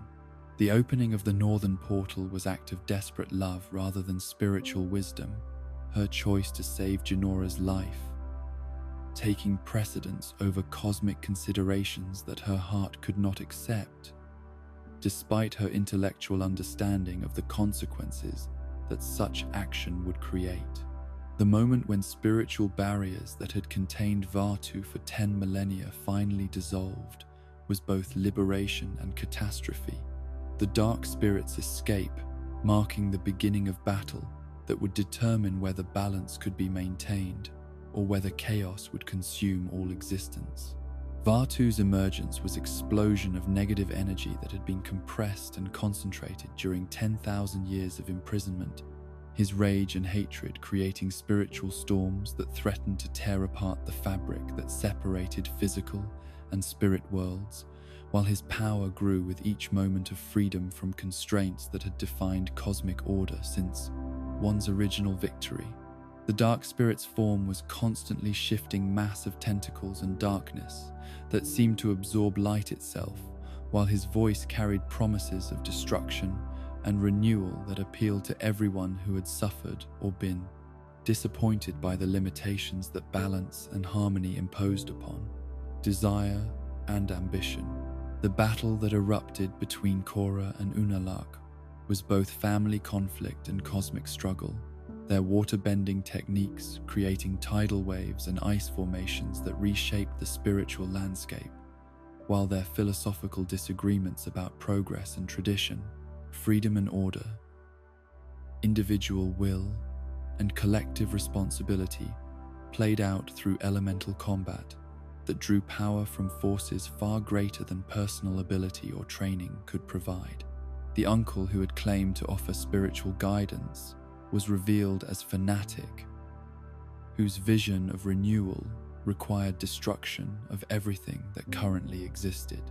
The fusion between Unalaq and Vaatu was an abomination that perverted the sacred relationship between human consciousness and spiritual power that had created the Avatar cycle. Their dark partnership, representing inversion of everything that Wan and Rava had achieved through love and mutual sacrifice, rather than domination and exploitation. The dark avatar that emerged from this unholy merger possessed capabilities that matched and potentially exceeded Korra's own while being driven by motivations that served destruction rather than preservation, chaos rather than balance, despair rather than hope. The extraction of Rava from Korra's spiritual essence was violation more profound than any physical injury could have been. The light spirit's removal severing connections that had existed since the moment of her birth, while destroying the continuity that linked her consciousness to every previous avatar incarnation. The pain was beyond anything that mortal flesh could experience because it operated on spiritual levels where individual identity merged with cosmic forces, the separation creating emptiness that threatened to collapse her sense of self entirely. The destruction of Rava was a moment of absolute despair that seemed to mark the end of the Avatar cycle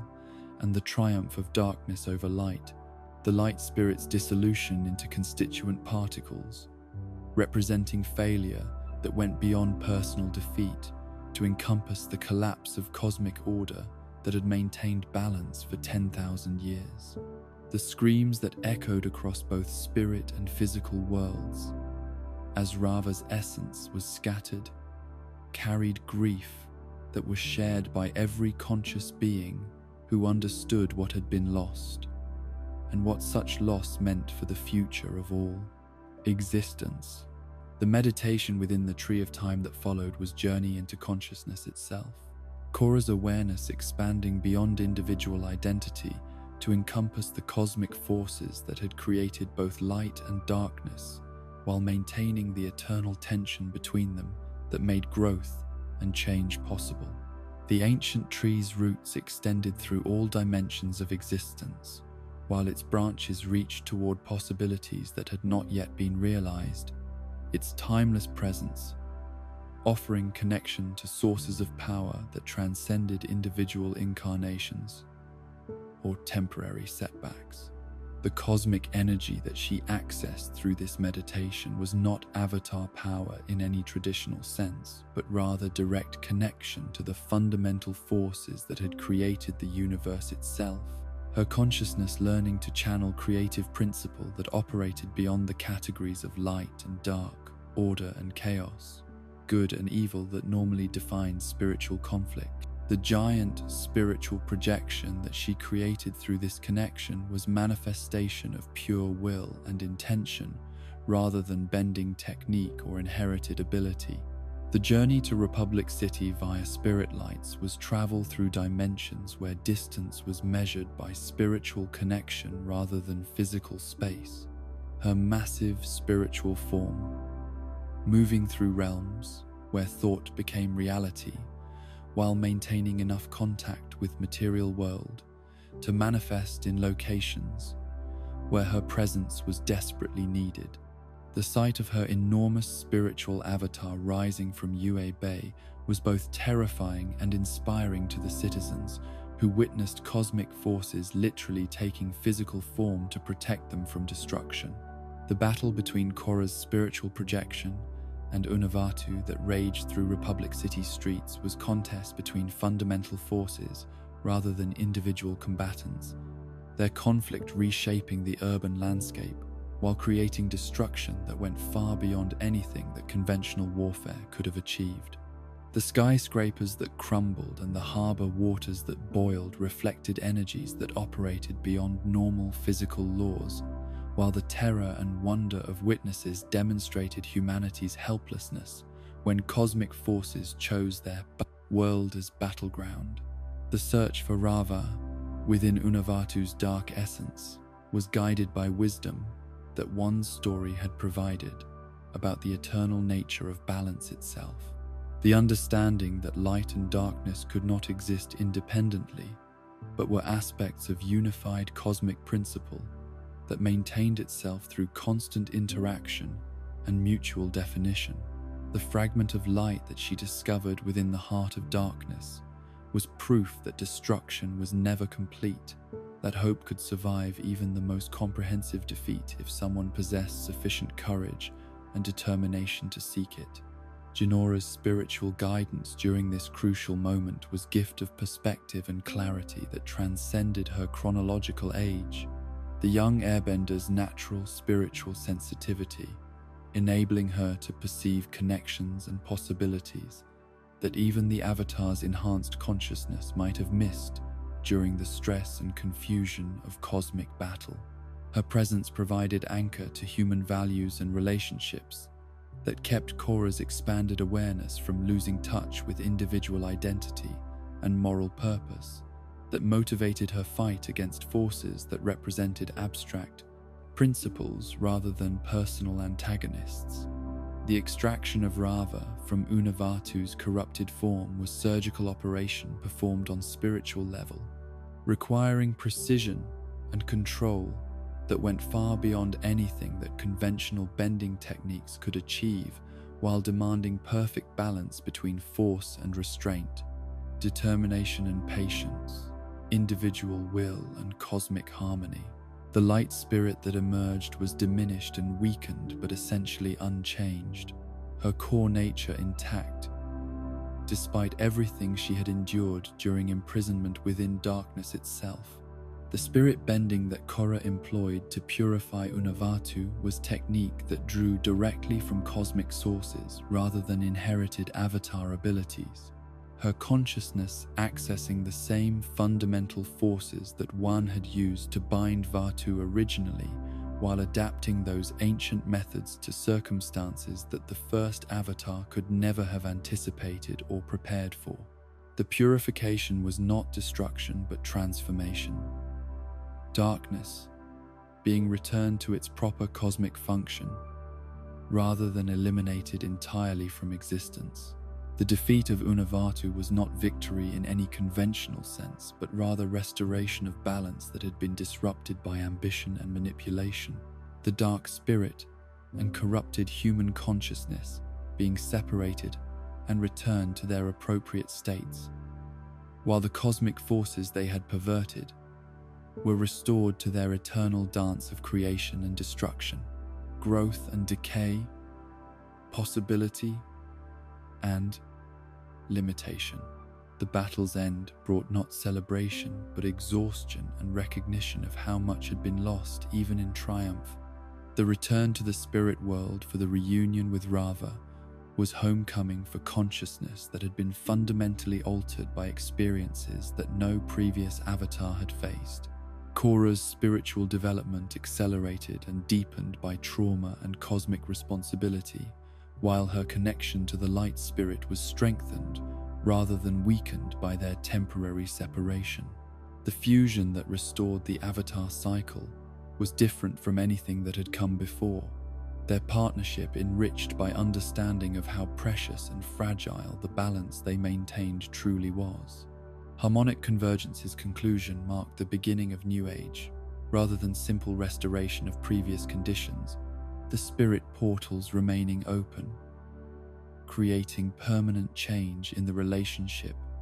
between physical and spirit worlds. While the trauma and growth that all participants had experienced during the cosmic battle would influence every future interaction between human ambition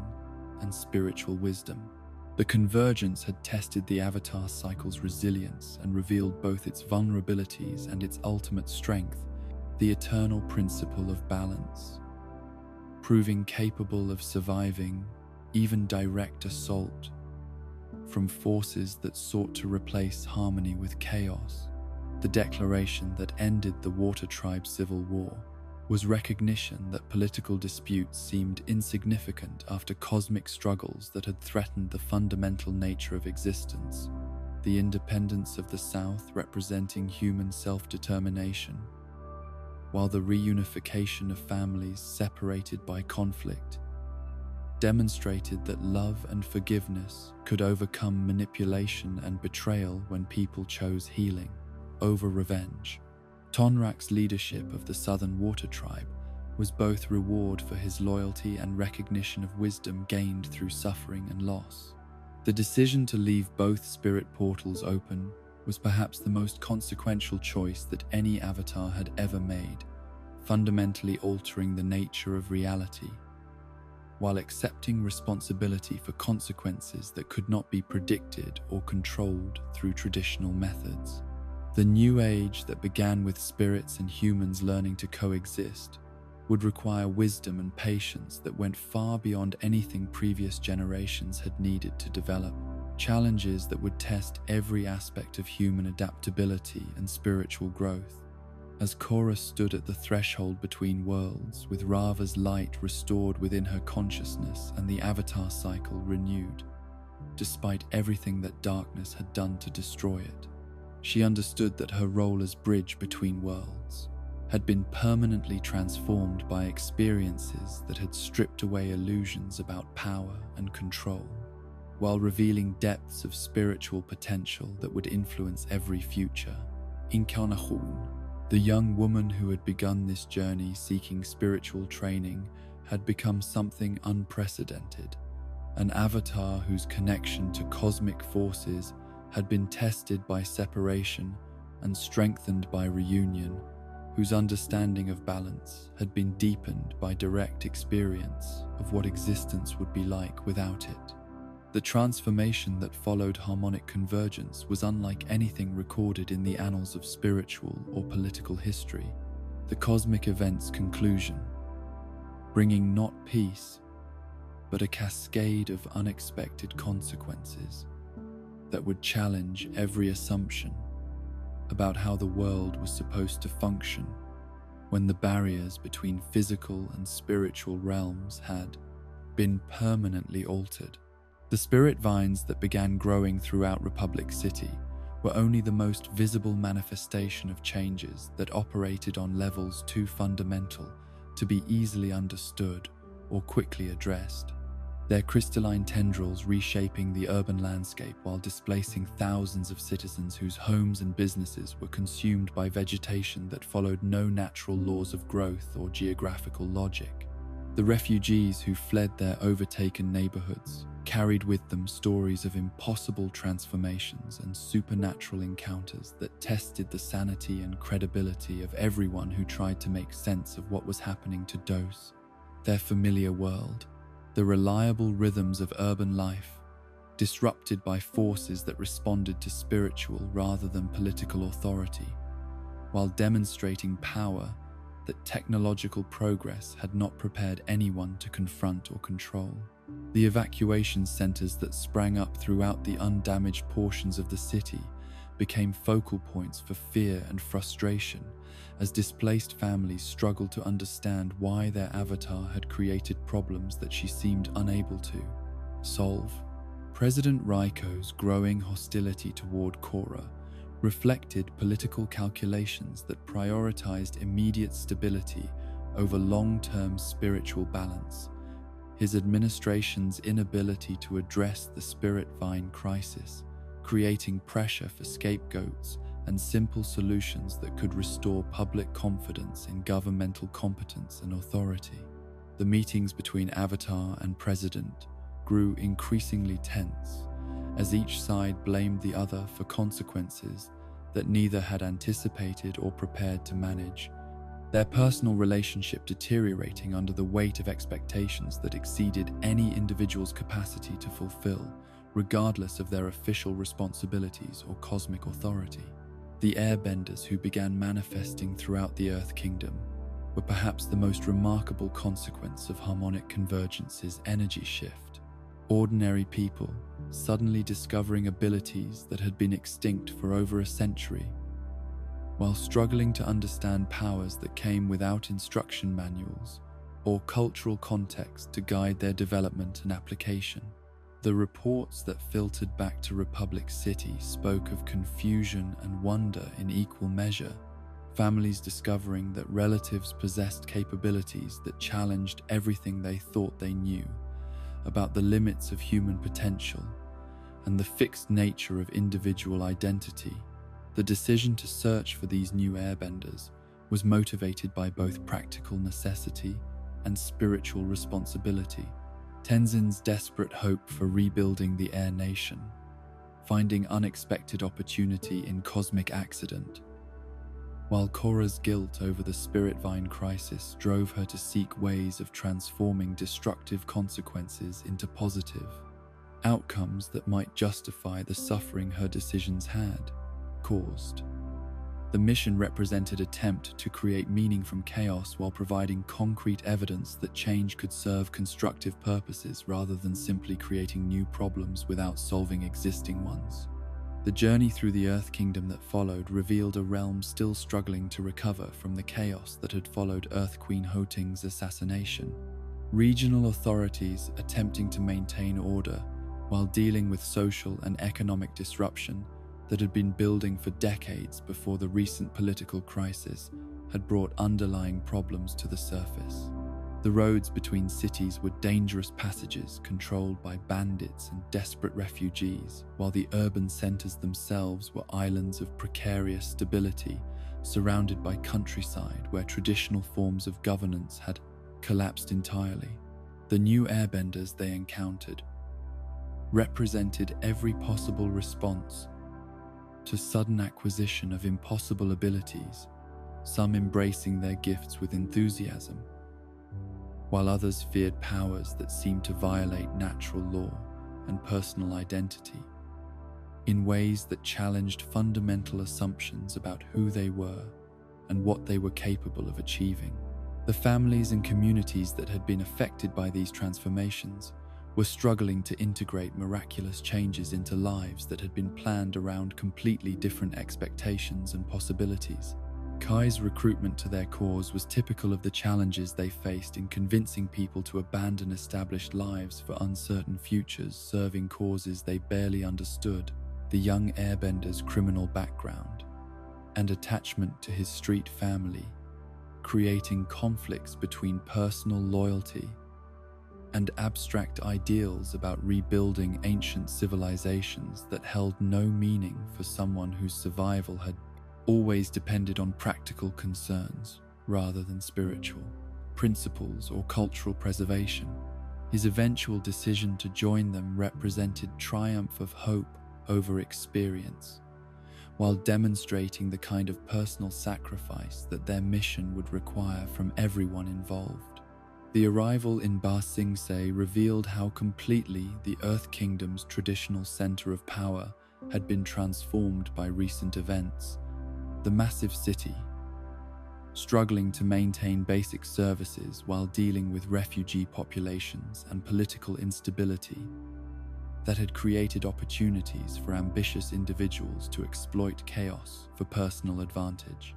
The streets that had once represented order and prosperity were now battlegrounds between competing factions, while the citizens caught in the middle of these conflicts suffered from shortages and violence that made normal life impossible. Earth Queen Huting's conscription of airbenders into her personal army was violation of human rights that demonstrated how quickly desperate rulers could pervert miraculous gifts into tools of oppression and control. The new airbenders trapped in underground chambers, where they were forced to develop their abilities in service of authoritarian ambitions, rather than spiritual growth or personal fulfillment.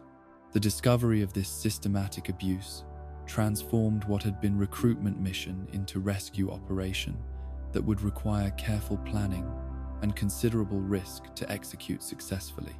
The Dai Li agents who guarded the conscripted airbenders had adapted their traditional earthbending techniques to counter the aerial advantages that their prisoners might otherwise have possessed.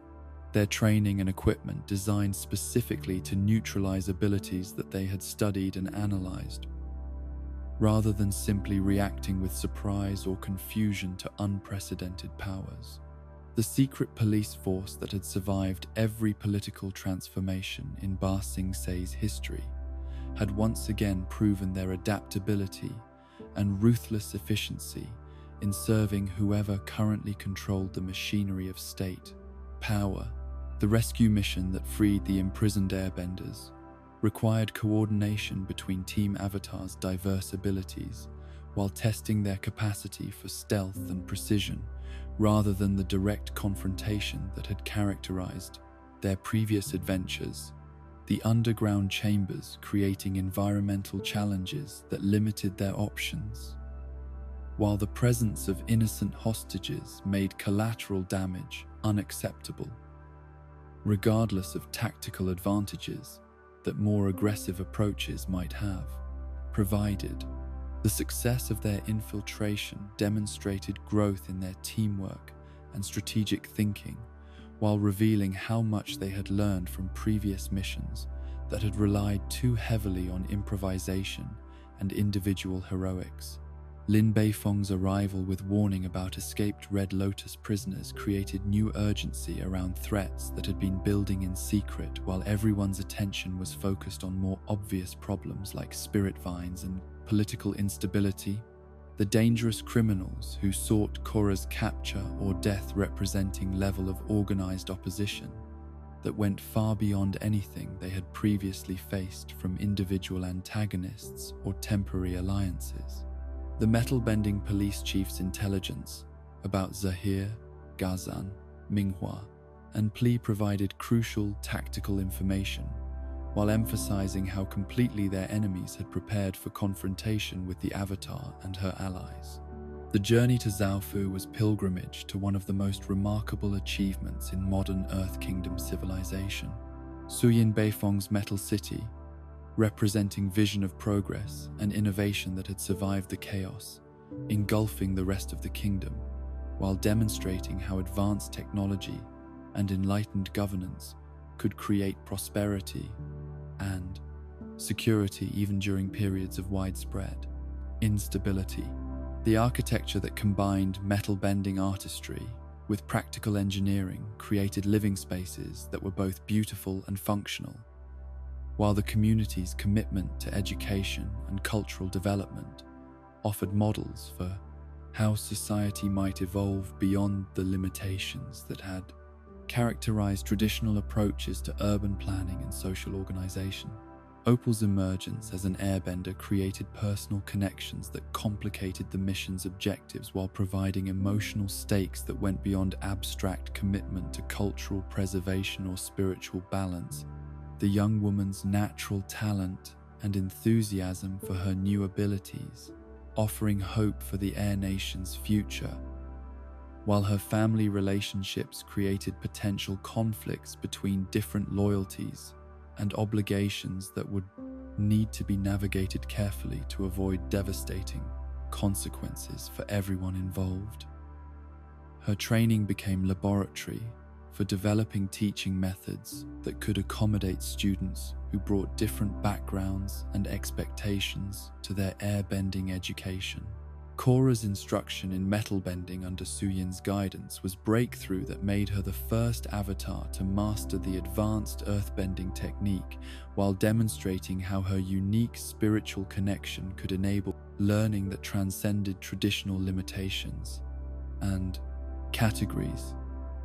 Her ability to perceive and manipulate metal's crystalline structure, opening possibilities that even experienced metal benders had not imagined could be achieved through conventional training methods. The technique required different approaches to earthbending philosophy, while providing new tools that would prove essential during the conflicts that lay ahead. The Red Lotus infiltration of Zaofu was a masterpiece of planning and deception that exploited personal relationships and political divisions to achieve objectives that direct assault could never have accomplished. Aiwei's betrayal revealing how completely the conspiracy had penetrated even the most secure and enlightened communities, while demonstrating the patience and sophistication that characterized their enemy's approach to achieving goals that required years of careful preparation and strategic positioning. The revelation that someone trusted with security responsibilities had been working against everything he claimed to protect was a devastating blow to confidence and morale. Zahir's escape with Korra was prevented only through teamwork and determination that pushed everyone involved beyond their normal capabilities, while revealing new dimensions of the Red Lotus threat that went far beyond simple political terrorism to encompass spiritual and philosophical challenges that attacked the fundamental premises upon which the Avatar system was based. The Airbending Master's newly acquired abilities made him a formidable opponent whose understanding of air nomad philosophy had been perverted into justification for chaos and destruction rather than harmony and balance. The pursuit of Aiwei to the Misty Palms Oasis was a detective story that required different skills and approaches than conventional combat, while testing their ability to work together under pressure when the stakes were both personal and cosmic. Their quarry's connections to the Red Lotus, providing potential intelligence about enemy plans, while his spiritual abilities created opportunities and dangers that conventional investigation techniques could not address. The desert environment added environmental challenges that tested their endurance and resourcefulness while isolating them from support systems they had grown accustomed to relying upon. The discovery that Zaobi's Grove existed in the spirit world rather than physical reality was revelation that demonstrated how completely the boundaries between realms had been altered by harmonic convergence, while creating new, tactical challenges that required spiritual rather than physical solutions. Korra's meditation, enabling her to pursue leads that would otherwise have been impossible to follow, while exposing her to dangers that her friends could not protect her from through conventional means. The spirit world's malleable geography and unpredictable inhabitants made navigation treacherous while offering possibilities that physical limitations would have prevented. Zahir's disposal of Aiwei into the fog of lost souls was demonstration of ruthless efficiency that revealed how completely the Red Lotus leader was willing to sacrifice allies and subordinates to achieve objectives that transcended individual loyalty, or compassion. His spiritual knowledge being used to inflict punishments that went beyond death to encompass complete erasure of identity and consciousness. The conversation that followed provided crucial intelligence about enemy motivations, while revealing philosophical depth that made simple categorization as criminal or terrorist inadequate for understanding the true nature of the threat they represented. The Red Lotus ideology that Zahir explained combined legitimate criticisms of existing governmental systems with solutions that would have created chaos and suffering on unprecedented scales. Their vision of world without nations or leaders,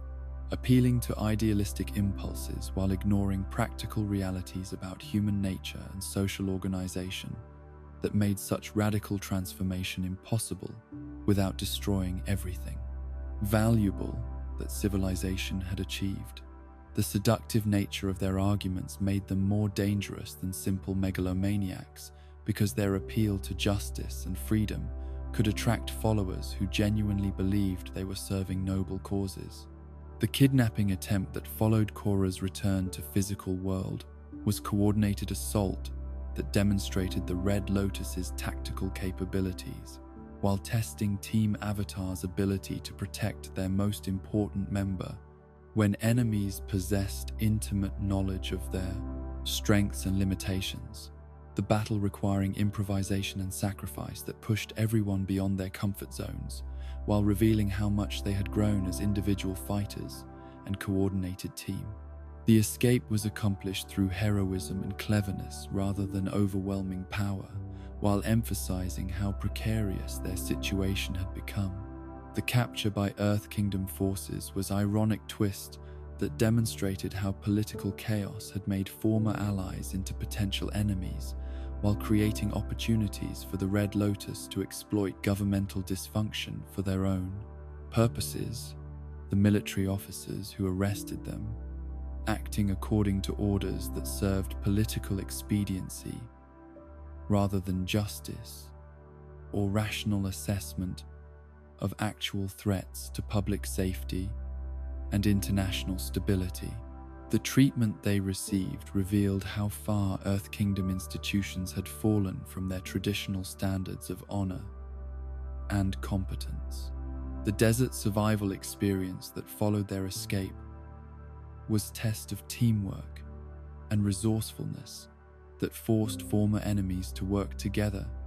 against environmental challenges that cared nothing for political affiliations or personal grievances. The harsh conditions creating opportunities for understanding and cooperation, while demonstrating how quickly artificial divisions could be overcome when survival depended on mutual support rather than competitive advantage. The shared hardships created bonds that would influence future relationships while teaching lessons about human adaptability and resilience. The revelation that Zahir had murdered Earth Queen Houting was shocking escalation that demonstrated the Red Lotus's willingness to target heads of state while using their actions to send messages about the futility of traditional governance and the inevitability of the changes they sought to impose through violence and terrorism. The assassination was both tactical strike against Earth Kingdom stability and propaganda victory that would inspire followers while terrifying opponents. The kind of spectacular crime that created fear and chaos far beyond its immediate tactical impact. The ultimatum that demanded Korra's surrender in exchange for the Northern Air Temple's safety was perfectly calculated threat that exploited her protective instincts, while offering the Red Lotus exactly what they needed to achieve their ultimate objectives. The hostage situation creating impossible choice between personal sacrifice and collective responsibility that tested every aspect of her character and judgment. The decision to comply with their demands was an act of courage rather than surrender, while representing acceptance of destiny that had been building throughout her entire journey as Avatar. The final approach to Lagima's Peak was pilgrimage to site of legendary airbending achievement while serving as battlefield where philosophical and spiritual conflicts would be resolved through combat that would determine not just individual survival, but the future direction of human civilization, the mountain's spiritual significance, adding weight to confrontation that would test everything Korra had learned about power and responsibility since discovering her identity as the Avatar. The landscape itself seemed to anticipate the cosmic importance of events that were about to unfold among its ancient stones and eternal winds. The mountain peak, where Zahir had chosen to stage his final confrontation with the Avatar, was sacred site that had witnessed the spiritual achievements of ancient airbending masters who had transcended earthly attachments to achieve flight through pure spiritual enlightenment. The legendary Guru Lagima's legacy, providing both inspiration and ironic commentary on how identical philosophical principles could lead to completely opposite conclusions about duty and responsibility. The thin air and treacherous terrain that surrounded the meeting place created natural advantages for someone who had mastered the art of weightlessness, while serving as reminder that this battle would be fought on ground that favored the enemy's strengths rather than the Avatar's. Traditional reliance on multiple elements working in coordination. The exchange that had been negotiated through desperate communications was simple in its terms but devastating in its implications. Korra's surrender in return for the safety of the new Air Nation, representing exactly the kind of impossible choice that had been calculated to exploit her protective instincts, while ensuring that the Red Lotus achieved their ultimate objective, regardless of how the immediate confrontation played out. The knowledge that Tenzin's children and the other airbenders were being held hostage by criminals whose philosophy justified any level of violence in service of their abstract ideals created pressure that made rational strategic thinking nearly impossible despite the obvious dangers of compliance with terrorist demands. The approach to the meeting site was conducted with military precision that reflected Team Avatar's growth as tactical unit, while acknowledging the reality that they were walking into a trap that had been designed by enemies who understood their capabilities and limitations better than they understood their opponent's true resources and intentions. The plan that divided their forces between direct confrontation and rescue mission was compromise that satisfied no one completely, while representing their best attempt to address multiple objectives that might prove mutually incompatible. When events began unfolding according to enemy timeline, rather than their preferred schedule, Zahir's presence at the designated meeting location was both exactly what had been expected and somehow more disturbing than any of them had been psychologically prepared to encounter. His calm confidence and spiritual serenity, creating cognitive dissonance between the peaceful philosophy he claimed to follow and the violence he had already demonstrated his willingness to employ in service of goals that transcended individual human lives or immediate tactical considerations. The airbending master who had emerged from 13 years of imprisonment with abilities that rivaled those of people who had trained their entire lives represented evolution of human potential in directions that challenged comfortable assumptions about the relationship between power and wisdom. The conversation that preceded their battle was philosophical debate disguised as negotiation, each participant using words to probe the other's psychological state and tactical intentions, while establishing justifications for actions that both knew were inevitable, regardless of whatever temporary agreements might be reached. Through diplomatic courtesy, Zahir's exposition of Red Lotus ideology revealed depths of intellectual sophistication that made simple dismissal impossible, while his personal charisma and evident sincerity created understanding of why people might choose to follow someone whose methods were clearly destructive. but whose motivations seemed genuinely idealistic. The revelation that the airbenders were being held at the Northern Air Temple rather than the meeting site was masterstroke of tactical deception that demonstrated how completely the Red Lotus had planned this confrontation to achieve maximum psychological impact while ensuring that their hostages remained under secure control throughout whatever violence might follow. The realization that she had been deceived about something so fundamental created doubt about every other aspect of the situation, while confirming that her enemies possessed intelligence capabilities and strategic thinking that exceeded anything she had previously encountered. The double cross that followed was the inevitable conclusion of negotiations that had been conducted in bad faith from the beginning. Zahir's commitment to his philosophical principles making compromise impossible, while his understanding of power dynamics made him confident that victory was achievable through methods that his opponent's moral limitations would prevent them from matching. The attack that commenced immediately after Korra had fulfilled her part of the agreement demonstrated that the Red Lotus viewed honor and trustworthiness as weaknesses to be exploited rather than virtues to be respected even in enemies. The battle that erupted across the mountain's dangerous terrain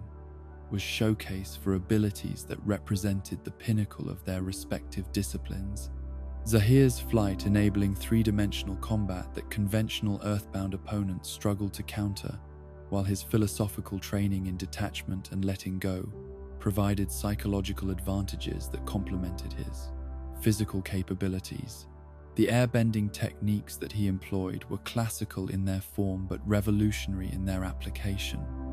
Traditional kata adapted for purposes that their original developers had never imagined or intended. Pele's combustion bending from her elevated position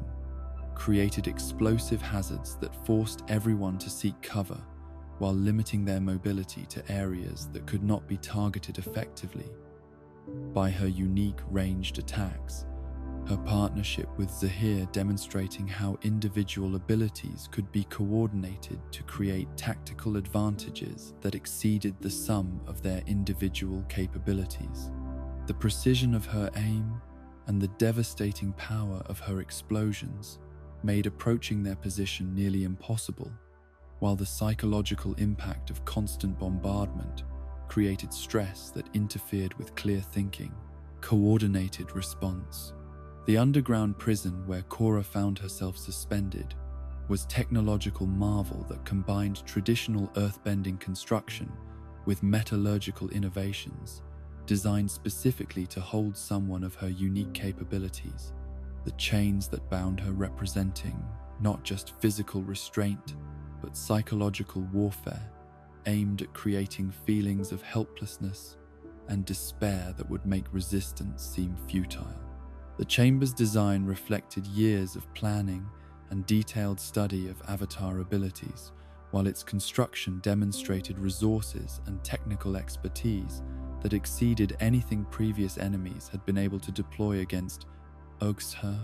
The metallic poison that was administered through her skin was an alchemical masterpiece that represented fusion of traditional toxicology with spiritual knowledge about how the Avatar state functioned. The compound designed to trigger cosmic consciousness while simultaneously creating conditions that would make survival impossible once the enhanced state was achieved. The method of delivery was as cruel as it was effective, her body's own spiritual power being turned against itself in ways that would create maximum suffering while ensuring that victory would be achieved regardless of her individual strength or determination to resist. The explanation of their ultimate plan revealed the true scope of Red Lotus ambitions, while demonstrating how thoroughly they had studied Avatar history and spiritual mechanics. Their intention to end the Avatar cycle permanently representing assault on cosmic order itself, rather than simple political terrorism or personal vendetta. The poison that would force her into the Avatar state while making survival impossible was weapon designed to exploit the very source of her greatest strength, while ensuring that her death would prevent any future incarnations from both interfering with their vision of world transformation. The physical agony that accompanied the poison's progression through her system was matched by spiritual anguish, as she felt her connection to Rava being corrupted by substances that attacked the fundamental bonds between human consciousness and cosmic forces, her awareness of what was happening making the experience more traumatic than simple physical torture could have achieved. The metallic taste in her mouth and the burning sensation spreading through her nervous system were symptoms of violation that went beyond individual suffering to encompass attacks on the eternal principles that made balance possible. The avatar state that finally emerged was triggered by biological crisis rather than spiritual choice. Her enhanced consciousness, arriving under circumstances that made its power as much curse as blessing, while the cosmic awareness that normally provided wisdom and strength became source of vulnerability that her enemies could exploit. The transformation that should have represented ultimate protection became instead the condition that would enable her complete destruction, while ensuring that such destruction would have consequences extending far beyond her individual existence. The battle that followed tested every aspect of her enhanced abilities while forcing her to fight not just external enemies, but the poison that was systematically destroying her body from within. The combination of spiritual power and physical deterioration, creating combat conditions unlike anything any avatar had previously been forced to endure. The strength that cosmic consciousness provided was offset by increasing weakness as her mortal form succumbed to toxins that had been specifically designed to exploit the physiological stress that avatar state transformation created in human nervous systems. Gazan's lava bending created environmental hazards that made the underground chambers themselves weapons. The molten rock flowing through corridors and rooms, turning their prison into death trap that threatened everyone present, while demonstrating how elemental abilities could be used to reshape battlefield conditions rather than simply providing direct attack capabilities. The extreme temperatures and toxic fumes that accompanied his technique made survival difficult, even for those who were not directly targeted by his streams of liquid stone. Minghua's armless waterbending was display of adaptation and innovation that had transformed physical limitation into tactical advantage. Her water appendages, providing mobility and attack options that conventional limbs could never have achieved, while her psychological adjustment to her condition created mental toughness that made her nearly impossible to discourage or demoralize. The techniques she employed demonstrated how disability could become source of unique capabilities when approached with creativity and determination rather than self-pity or resignation. The coordination between Red Lotus members during their assault demonstrated years of training and combat experience working together, their individual abilities complementing each other, while their tactical communication enabled rapid adaptation to changing battle conditions without requiring detailed planning or explicit coordination. The partnership they had developed during their imprisonment had been refined into something approaching telepathic understanding of each other's capabilities and intentions. The rescue attempt by Team Avatar required splitting their attention between immediate combat and long-term strategy, while operating in unfamiliar terrain against opponents whose capabilities they were still discovering through direct experience. Their improvised coordination less polished than their enemies' practiced teamwork, but compensated for by determination and willingness to sacrifice individual safety for collective success. The bonds they had developed through shared adventures provided foundation for trust and cooperation that enabled heroic actions despite tactical disadvantages. Bolin's lava-bending breakthrough occurred under pressure that made conscious learning impossible. His desperate need to counter Gazan's attacks, forcing him to access abilities that he had never known he possessed, while demonstrating how crisis could accelerate development in ways that peaceful training could never achieve. The realization that he could manipulate molten rock was both triumph and trauma, his new capabilities providing essential tactical advantages while forcing him to confront aspects of his own potential that challenged his understanding of who he was and what he was capable of becoming. Mako's lightning bending during the underground battle required precision and control that went far beyond anything he had previously attempted while operating in an environment where electrical discharge could prove as dangerous to teens, allies as enemies. His techniques adapted to serve tactical objectives rather than simply demonstrating mastery of advanced firebending applications. The coordination required to target specific systems and opponents without causing collateral damage tested his abilities while forcing rapid decision-making under extreme stress. The moment when Korra broke free from her restraints was an explosion of avatar power that demonstrated how cosmic consciousness could overcome physical limitations when properly motivated, her enhanced strength enabling her to shatter bonds that had been designed to hold her regardless of her spiritual state or individual determination.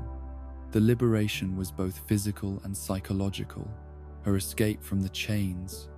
representing rejection of helplessness, while her ability to continue fighting despite the poison's effects showed how avatar power could transcend mortal limitations when channeled with sufficient will and purpose. The aerial combat between Korra and Zahir that followed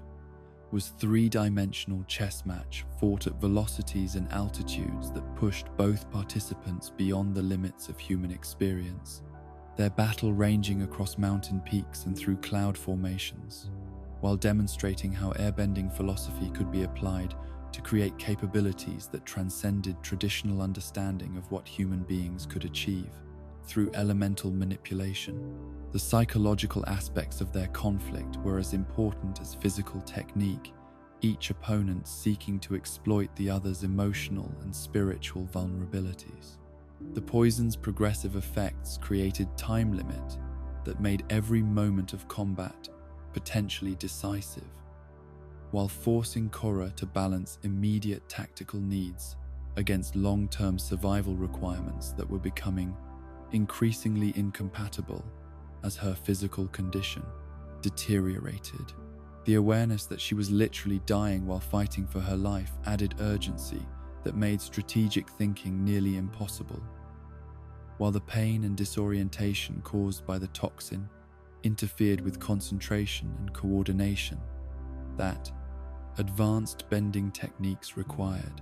Zahir's flight enabled him to control the terms of their engagement while avoiding the kind of prolonged close combat that might have favored someone with her diverse elemental capabilities, his mobility allowing him to strike and retreat while maintaining distance that made effective counterattacks difficult to achieve. The philosophical training that had enabled his weightlessness also provided psychological advantages, his detachment from outcome and acceptance of consequences making him immune to intimidation or desperation that might have affected less spiritually developed opponents. The suffocation technique that he employed against her was application of airbending philosophy that perverted life-giving element into tool of execution, his manipulation of atmospheric pressure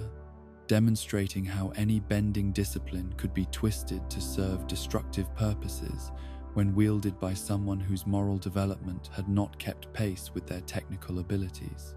The attack was both physical assault and spiritual violation, using air itself as weapon against someone whose connection to that element should have provided protection rather than vulnerability. Jinora's intervention with the other young airbenders was demonstration of how spiritual leadership could emerge from unexpected sources when traditional authority figures were unavailable or incapacitated, her natural sensitivity to spiritual energies, enabling her to coordinate group actions that no individual could have accomplished independently. The The tornado that they created together was more than meteorological phenomenon, representing collective will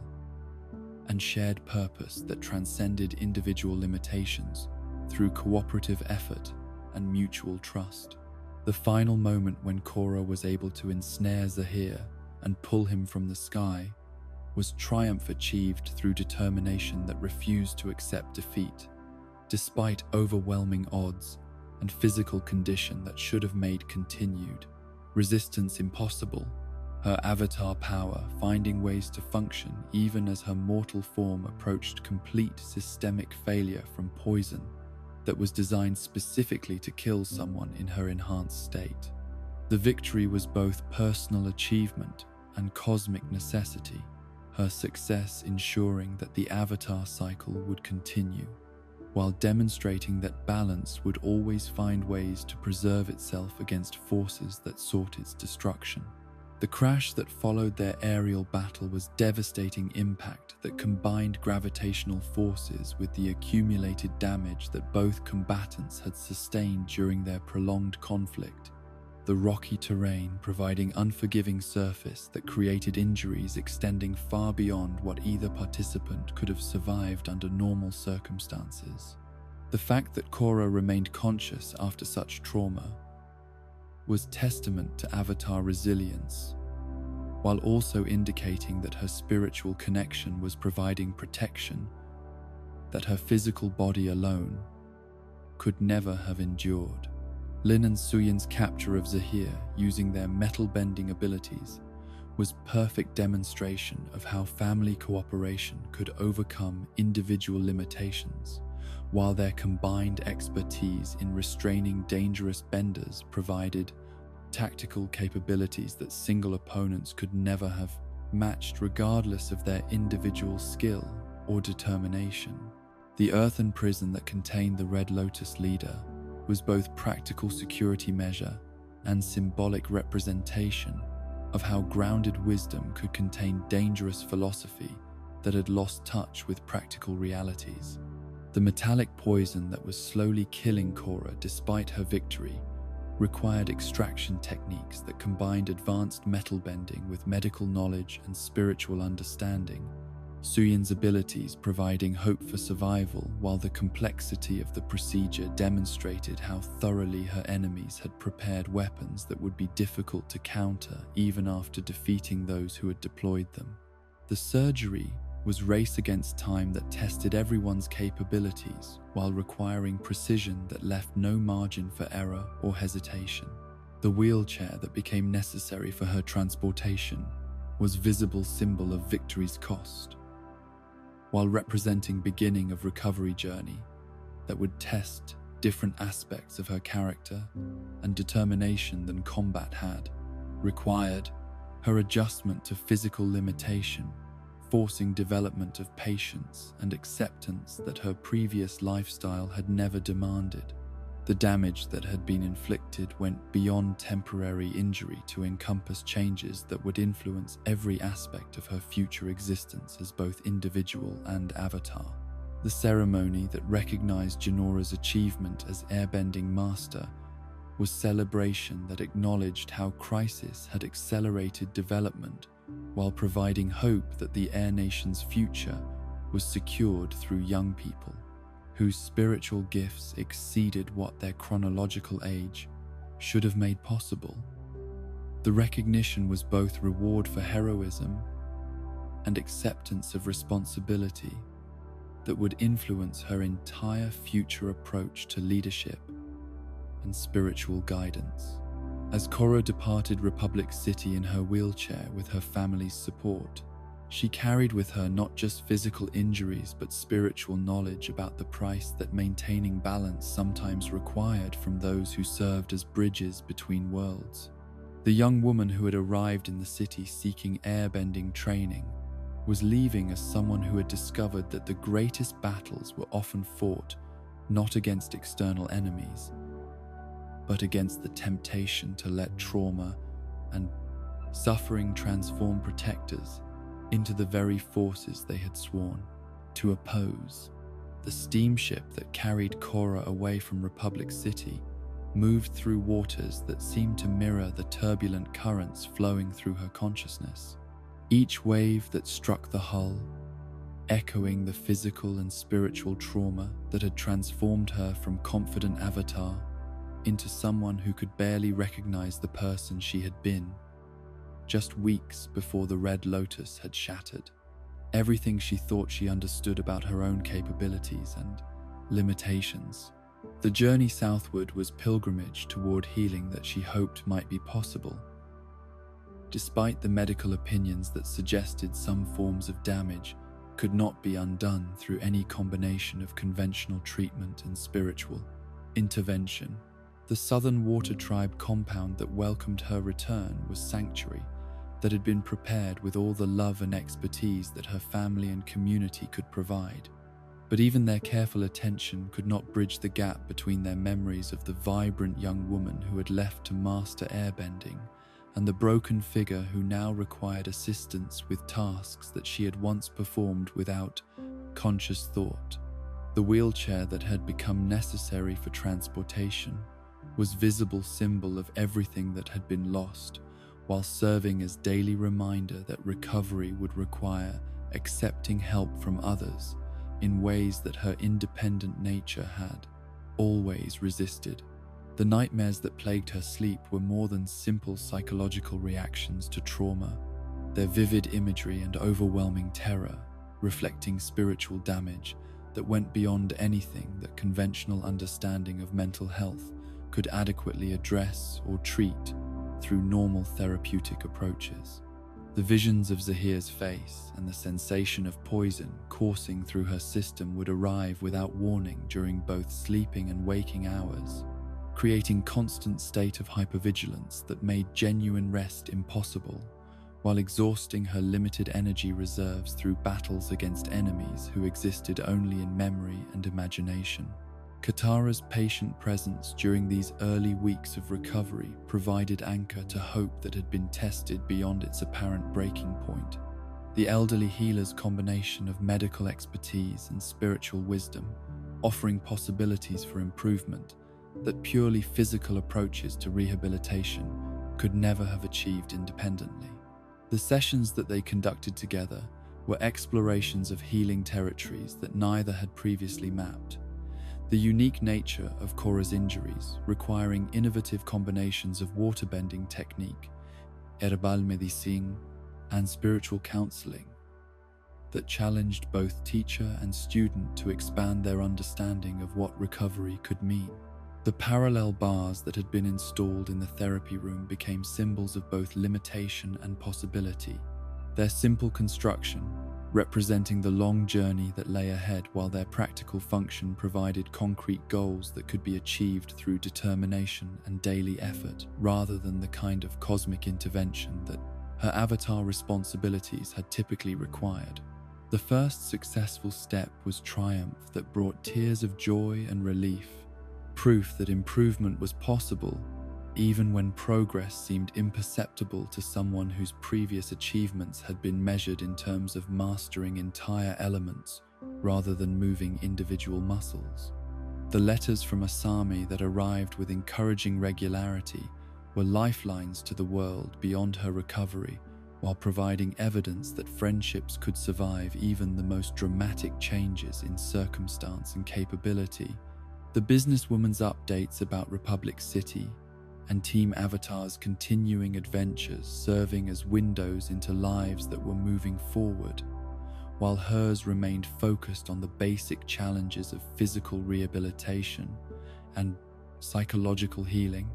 The correspondence revealed depths of understanding and emotional connection that had been developing beneath the surface of their shared experiences during previous crises and adventures.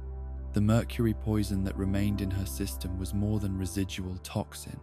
its metallic presence creating ongoing interference with her spiritual connections, while serving as constant reminder of violation that had been inflicted not just on her body, but on her relationship with the cosmic forces that defined her identity as Avatar. The detection of these trace amounts required metal-bending sensitivity that went beyond normal diagnostic capabilities, while their removal would demand techniques that combined advanced elemental manipulation with surgical precision and spiritual understanding of how foreign substances could disrupt the energy pathways that connected human consciousness to universal forces. The physical therapy sessions that gradually rebuilt her strength and coordination were exercises in patience and humility that challenged every assumption she had developed about the relationship between will and achievement. Her previous confidence in her ability to overcome obstacles through determination and effort, confronted by realities of neurological damage that responded to healing according to biological timelines, rather than personal preferences or external pressures.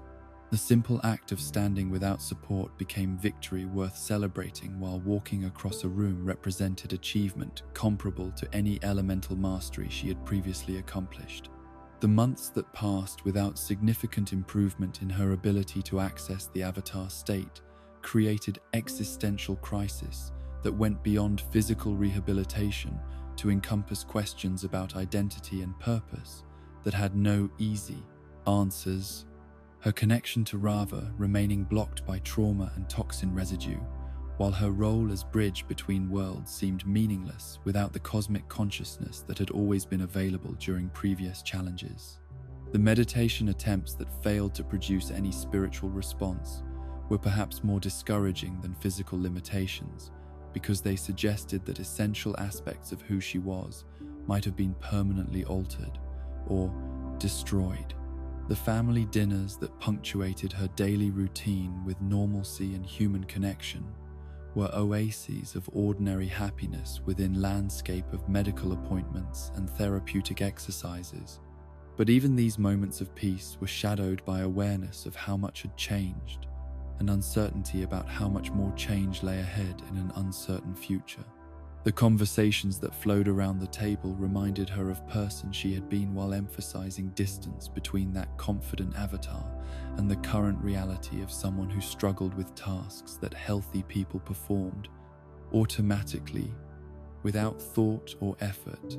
The decision to return to Republic City was motivated by growing restlessness with the slow pace of progress and desperate hope that different environment might stimulate improvement that Southern Water Tribe's peaceful atmosphere had been unable to provide. Her need for action and engagement overcoming rational concerns about whether she was physically and emotionally prepared for the challenges that urban life would inevitably present. The journey northward represented an attempt to reclaim identity and purpose that had been central to her understanding of herself before trauma had stripped away everything that had seemed permanent and reliable. The apparition of herself in the avatar state that appeared as she approached Air Temple Island was manifestation of psychological fragmentation that her conscious mind could not ignore or rationalize away, the vision serving as external representation of internal conflicts about worthiness and capability that had been building throughout her recovery period. The decision to turn away from her destination was acknowledgement that healing required honesty about limitations, while avoiding situations that might cause additional damage to spirit that was still too fragile to withstand further traumatic experiences. The transformation that followed her retreat from Air Temple Island was both practical disguise and symbolic rejection of identity that had become source of pain rather than strength. Her adoption of Earth Kingdom clothing and shorter hairstyle, representing attempt to discover who she might be, without the cosmic responsibilities and public expectations that had defined her existence since childhood. The anonymity that these changes provided was liberation from pressures that had become unbearable, while also creating opportunities for self-exploration that her previous lifestyle had never permitted. The spirit world journeys that she undertook during this period of wandering were attempts to reconnect with spiritual aspects of her nature through direct engagement with realms where identity was more fluid and possibilities for transformation were less constrained by physical limitations or psychological expectations. her consciousness learning to separate from traumatized body while seeking sources of healing that material world approaches had been unable to access. The tree of time that had previously provided cosmic perspective and enhanced awareness now seemed to mock her efforts with silence and emptiness that reflected internal spiritual disconnection. The letters that she sent to her parents describing fictional happiness and successful reintegration were protective lies designed to spare them additional worry while buying time for recovery process that had no predictable timeline or guaranteed outcome. Her deception motivated by love and consideration rather than desire for independence or rejection of their support. The creative energy that went into crafting these false reports of progress was perhaps the most creative work she had engaged in since her injury, the storytelling requiring imagination and planning that had been absent from her daily routine of therapy and rest. The physical journey that took her through diverse landscapes and challenging environments was pilgrimage without clear destination or specific spiritual objective, her travels serving purposes that she could not articulate even to herself while providing sense of motion and purpose that sedentary recovery had been unable to supply. The ice fields, volcanic slopes, and desert sands that tested her endurance and navigation skills were stages on journey towards self-discovery that required different forms of courage and determination than combat had ever demanded. The avatar state apparition that continued to haunt her travels was psychological projection of unresolved trauma and spiritual disconnection that manifested as external threat rather than internal struggle. Her pursuit of this phantom representing attempt to reclaim aspects of identity that had been damaged or lost while avoiding direct confrontation with causes of such loss. The chase was both futile and necessary, her engagement with the vision providing way to process experiences that were too overwhelming to address through conventional therapeutic approaches or rational analysis. The puppy that led her to the foggy swamp was spiritual guide, disguised as ordinary animal, its playful behavior and apparent innocence, masking deeper purpose in directing her toward encounter with person who possessed both capability and willingness to provide exactly the kind of unconventional healing that her unique situation required. The swamp itself was nexus of spiritual energy and earth-bending mastery that had preserved ancient wisdom while remaining connected to cosmic forces that operated beyond normal understanding of time and space. Toph's discovery of her unconscious form in the swamp mud was reunion that transcended simple coincidence to encompass spiritual necessity. The elderly earthbending master's continued presence in location, where all living things were connected through root systems and shared consciousness, providing exactly the kind of perspective and expertise that Korra's recovery required. The old woman's curmudgeonly exterior concealed depths of understanding about trauma and healing that had been developed through her own experiences with loss, disability, and the challenge of maintaining identity while adapting to circumstances that challenged fundamental assumptions about capability and self-worth. The revelation that she was still carrying mercury poison in her system was both explanation for her continued spiritual disconnection and hope that such disconnection was not permanent condition, but rather symptom of ongoing physical contamination that could potentially be addressed through appropriate treatment. The metal-bending detection capabilities that Toph possessed made identification possible, while her advanced techniques provided methods for removal that conventional medical approaches could never have achieved. The psychological resistance that prevented effective poison extraction was a defense mechanism that her unconscious mind had developed to protect her from additional trauma. Her fear of re-experiencing the violation and helplessness that had characterized her original poisoning, creating barriers that prevented healing, even when such healing was desperately needed and potentially beneficial. The recognition that she was fighting against her own recovery required developing new forms of courage that involved accepting vulnerability rather than demonstrating strength. The spiritual journey through the swamp's interconnected consciousness was exploration of identity and connection that revealed how individual trauma was part of a larger pattern of suffering and healing that affected all living beings. Her personal struggles placed in context that made them both more manageable and more significant than she had previously understood. The visions that she experienced during this process showed her connections to past lives, current relationships, and future possibilities that transcended immediate circumstances, while providing perspective that purely personal approaches to recovery could never have achieved. The final extraction of the mercury poison was both medical procedure and spiritual ritual.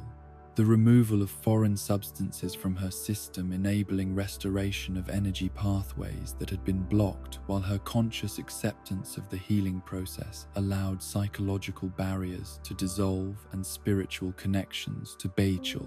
be re-established. The moment when the last traces of metallic contamination were expelled from her body was rebirth that enabled her to reclaim aspects of identity and capability that had seemed permanently lost. The reunion with Janora, Ikki, and Milo in the swamp was joyful confirmation that healing was not just personal achievement, but restoration of relationships and responsibilities that connected her to community and purpose beyond individual recovery, their presence providing bridges between isolated experience of trauma and shared reality of ongoing life and continuing obligations. The young airbender's growth and development during her absence demonstrated that time had continued moving forward while providing hope that she could reintegrate into a world that had evolved without her direct participation. The decision to confront Kuvira and announce her return to active duty was declaration that recovery was sufficiently advanced to permit resumption of Avatar responsibilities, while acknowledging that such return would require different approaches and greater wisdom than her previous methods had demonstrated. The confrontation represented not just political intervention but test of renewed capabilities, while serving as public announcement that the Avatar was once again available to serve as bridge between worlds and mediator of conflicts that threatened global balance and peace. As Korra stood ready to face new challenges with spiritual connections restored and physical capabilities rebuilt through months of patient effort and therapeutic intervention, she carried with her hard-won wisdom about the relationship between strength and vulnerability, power and healing, individual growth and community support that would influence every aspect of her future service as Avatar. The young woman who had left Republic City broken and defeated was returning as someone who understood that true strength came not from avoiding damage but from learning how to heal, not from preventing all suffering, but from transforming pain into wisdom that could serve others who faced similar trials. The return to active duty that marked the end of Korra's long healing journey was not triumphant homecoming, but rather cautious re-entry into a world that had continued evolving during the months she had spent recovering from trauma that had nearly destroyed both her body and her connection to the cosmic forces that defined her identity as Avatar. The Earth Kingdom that she found upon emerging from the foggy swamp was realm transformed by 3 years of systematic conquest and reorganization under Kuvira's iron will, the Great Uniter's efficient authoritarianism having imposed order and prosperity on regions that had descended into chaos following Earth Queen Hao Ting's assassination and the subsequent collapse of traditional governmental structures. The reports that reached her about Kuvira's achievements were impossible to dismiss as mere propaganda or selective presentation of facts. The infrastructure projects and economic improvements that had been accomplished throughout previously neglected territories representing genuine progress that had improved living conditions for millions of people while demonstrating administrative competence that surpassed anything the old, monarchical system had ever achieved. The trains that now connected distant cities, the hospitals and schools that had been built in communities that had never possessed such facilities, the agricultural reforms that had increased food production and distribution efficiency, were concrete evidence that authoritarian methods could produce results that democratic processes had failed to deliver. Yet the methods that had achieved these impressive results carried disturbing implications for individual freedom and cultural autonomy that troubled anyone who understood the difference between imposed order and genuine social harmony. Kuvira's Earth Empire, representing vision of progress that prioritized efficiency and uniformity over diversity and local self-determination, while demonstrating how easily beneficial reforms could become tools for consolidating power and eliminating opposition. The concentration camps that housed political dissidents and the forced relocations that had displaced entire communities in service of development projects revealed darker aspects of supposedly benevolent dictatorship that reminded thoughtful observers of historical precedents that had ended in tragedy and oppression. The siege of Zaofu that was unfolding as Korra arrived represented culmination of Kuvira's campaign to eliminate the last pockets of independence within territories she claimed as rightfully belonging to her unified Earth Kingdom, Suyin Beifong's Metal City, serving as symbol of alternative approaches to governance and social organization that posed ideological threat to authoritarian vision, regardless of its lack of military significance. The confrontation between former teacher and student, between progressive idealism and pragmatic realism,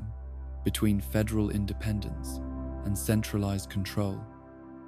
would determine not just the fate of one remarkable community, but the future direction of an entire civilization. The diplomatic mission that Korra attempted to undertake was effort to resolve conflict through negotiation and compromise rather than military conquest. Her role as Avatar, providing moral authority that might have enabled peaceful solution if both sides had been genuinely committed to avoiding violence and finding mutually acceptable terms for coexistence. The conversations that she conducted with both Kuvira and Suyin revealed how completely their positions had hardened into incompatible visions of what progress and security required, their personal relationship having been poisoned by years of disagreement about methods and objectives that had evolved from professional differences into something approaching ideological warfare.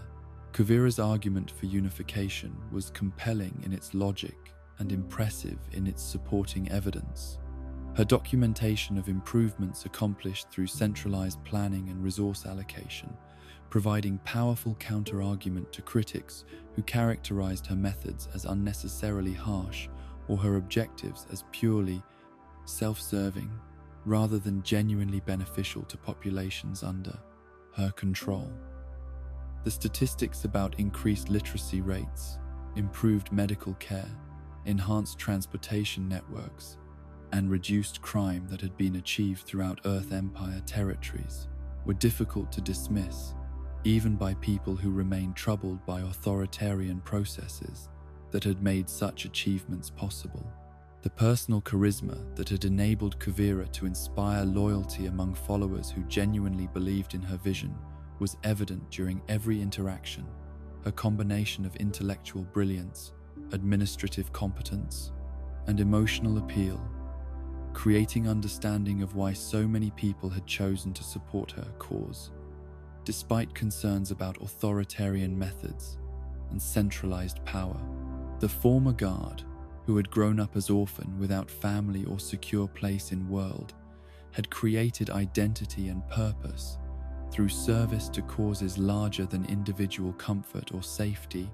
her dedication to Earth Kingdom's welfare representing authentic commitment rather than mere political calculation. Yet, the rigidity that had enabled her administrative success also made compromise and flexibility nearly impossible when circumstances required adaptation or acknowledgement of alternative viewpoints. Her certainty about correctness of her methods preventing recognition of legitimate concerns about individual rights and local autonomy that her critics raised. The conversation that should have been negotiation became instead lecture about practical necessities and historical inevitabilities that left no room for different perspectives or creative solutions that might have addressed underlying concerns while preserving essential elements of both positions. Suyin's opposition to Earth Empire expansion was motivated by principles about freedom and self-determination that resonated with democratic ideals, while also reflecting practical concerns about what submission to Kuvira's authority would mean for Zaofu's unique culture and experimental approaches to social organization that had made the Metal City beacon of progressive innovation. The artistic and technological achievements that had been accomplished through voluntary cooperation and individual creativity were threatened by authoritarian systems that prioritized conformity and centralized control over the kind of diverse experimentation that had produced breakthrough innovations in metallurgy, architecture, and social relations. The one-on-one combat that Kuvira proposed as resolution to their political deadlock was both practical solution to immediate tactical situation and symbolic representation of broader conflict between different philosophies of power and governance. Her confidence in her individual abilities reflecting deeper certainty about superiority of her methods, while providing opportunity for decisive resolution that prolonged negotiations would never have achieved. The terms of their duel made political control dependent upon personal combat skills while testing Korra's recovered capabilities against opponent who possessed both technical mastery and psychological advantages of fighting on ground of her choosing. The battle that followed was demonstration of how completely both combatants had mastered their respective elements, while revealing subtle differences in philosophy and technique that reflected their contrasting approaches to power and responsibility. Kuvira's metal bending representing precision and control, while Korra's diverse elemental abilities embodied flexibility and adaptation. The combat was both sporting contest and deadly serious confrontation, their mutual respect as fighters coexisting with awareness that defeat would have consequences extending far beyond individual pride or physical injury to encompass political outcomes that would affect millions of people. The metal bending techniques that Kuvira employed during their duel were innovations that pushed traditional earthbending principles to their logical extremes while incorporating strategic thinking and tactical analysis that reflected military training and administrative experience. Her attacks coordinated and purposeful, rather than simply demonstrating superior power or individual technique. The metal strips that she manipulated with surgical precision could serve as both weapons and tools, their versatility enabling her to control terrain and create advantages that purely elemental approaches could not match through raw power or traditional kata. Korra's initial success in matching Kuvira's abilities was testament to recovery that had restored not just physical capabilities but spiritual connections that enabled accessing avatar state and cosmic consciousness that had been blocked during her period of trauma and healing. Her diverse elemental mastery providing tactical options that single-element specialists could not counter through superior technique alone. The coordination between different bending disciplines that she demonstrated showed how completely she had integrated lessons learned during years of training, while adapting classical techniques to serve contemporary tactical Requirements. The avatar state that she eventually accessed during their combat was both spiritual awakening and strategic necessity. Her enhanced consciousness providing power and awareness that enabled matching Kuvira's advantages while demonstrating that cosmic forces remained available to serve balance and justice when properly channeled. The transformation was more controlled and purposeful than her previous manifestations of enhanced power, reflecting spiritual maturity that had been developed through trauma and recovery, rather than simple accumulation of technical abilities or theoretical knowledge. Yet the hallucination that disrupted her enhanced state was manifestation of psychological damage that remained despite physical healing and spiritual reconnection. The vision of her avatar state attacking her, representing internal conflicts about power and violence that had been created by her experiences with Red Lotus, and continued to influence her decision-making processes. Even when rational analysis suggested different courses of action, the momentary vulnerability that this created was exactly the kind of opening that experienced fighter like Kuvira would be trained to recognize and exploit through decisive action. The defeat that followed was both tactical failure and learning experience, her loss in single combat, demonstrating that personal abilities were not sufficient guarantee of successful outcomes when opponents possessed superior preparation, local advantages, and psychological insights that enabled them to exploit weaknesses that might not be apparent to casual observers. The humiliation was personal setback that challenged her confidence, while providing information about limitations that would need to be addressed before future confrontations could be approached with realistic expectations of success. Kuvira's restraint in victory was evidence of genuine respect for Avatar's role and person, even when their political objectives remained completely incompatible. Her decision to spare Korra's life, reflecting understanding that killing Avatar would create problems far exceeding any tactical advantages that such action might provide. The mercy was strategic calculation rather than emotional weakness. Her recognition that martyrdom could transform political opponent into spiritual symbol that would be far more dangerous than living critic who had been publicly defeated in fair combat.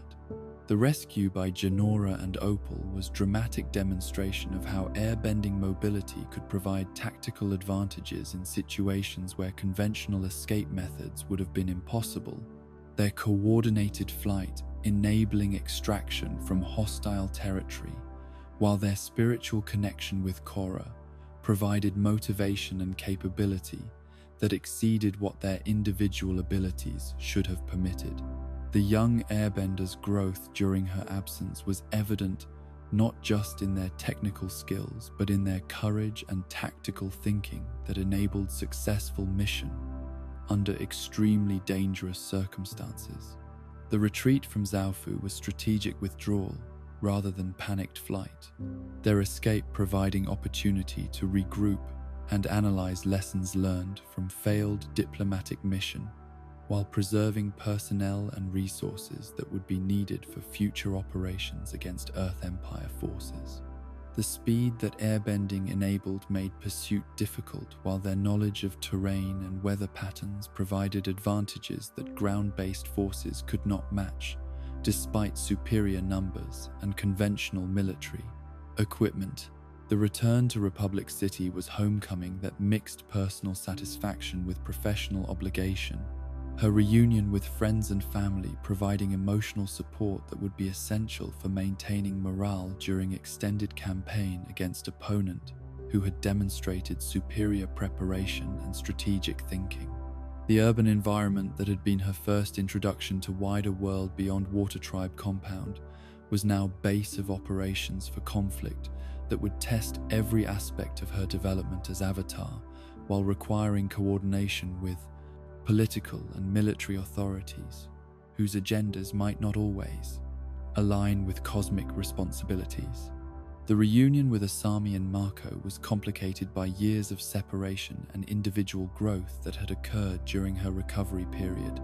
their relationships requiring renegotiation and mutual adjustment, while their shared history provided foundation for renewed cooperation.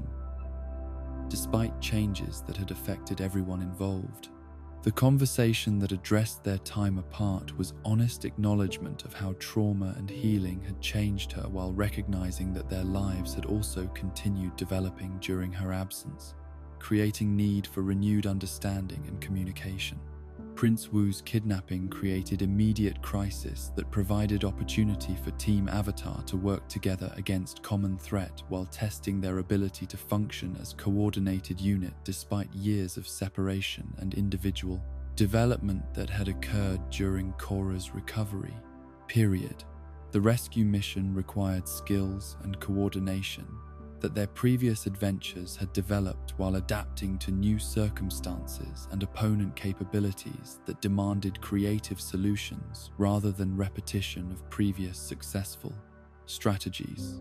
The train station battle that followed demonstrated how urban combat required different approaches than wilderness engagements, while showing how Earth Empire agents had been trained to counter specific bending techniques and tactical patterns that Team Avatar had previously employed successfully against other opponents.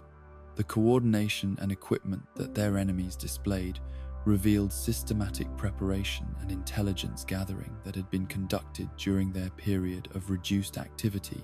enemy knowledge of their capabilities, requiring adaptation and innovation in their response strategies. The reconciliation that followed their successful rescue mission was recognition that friendship and professional partnership could survive years of separation and individual growth when founded on genuine affection and mutual respect, rather than merely circumstantial cooperation.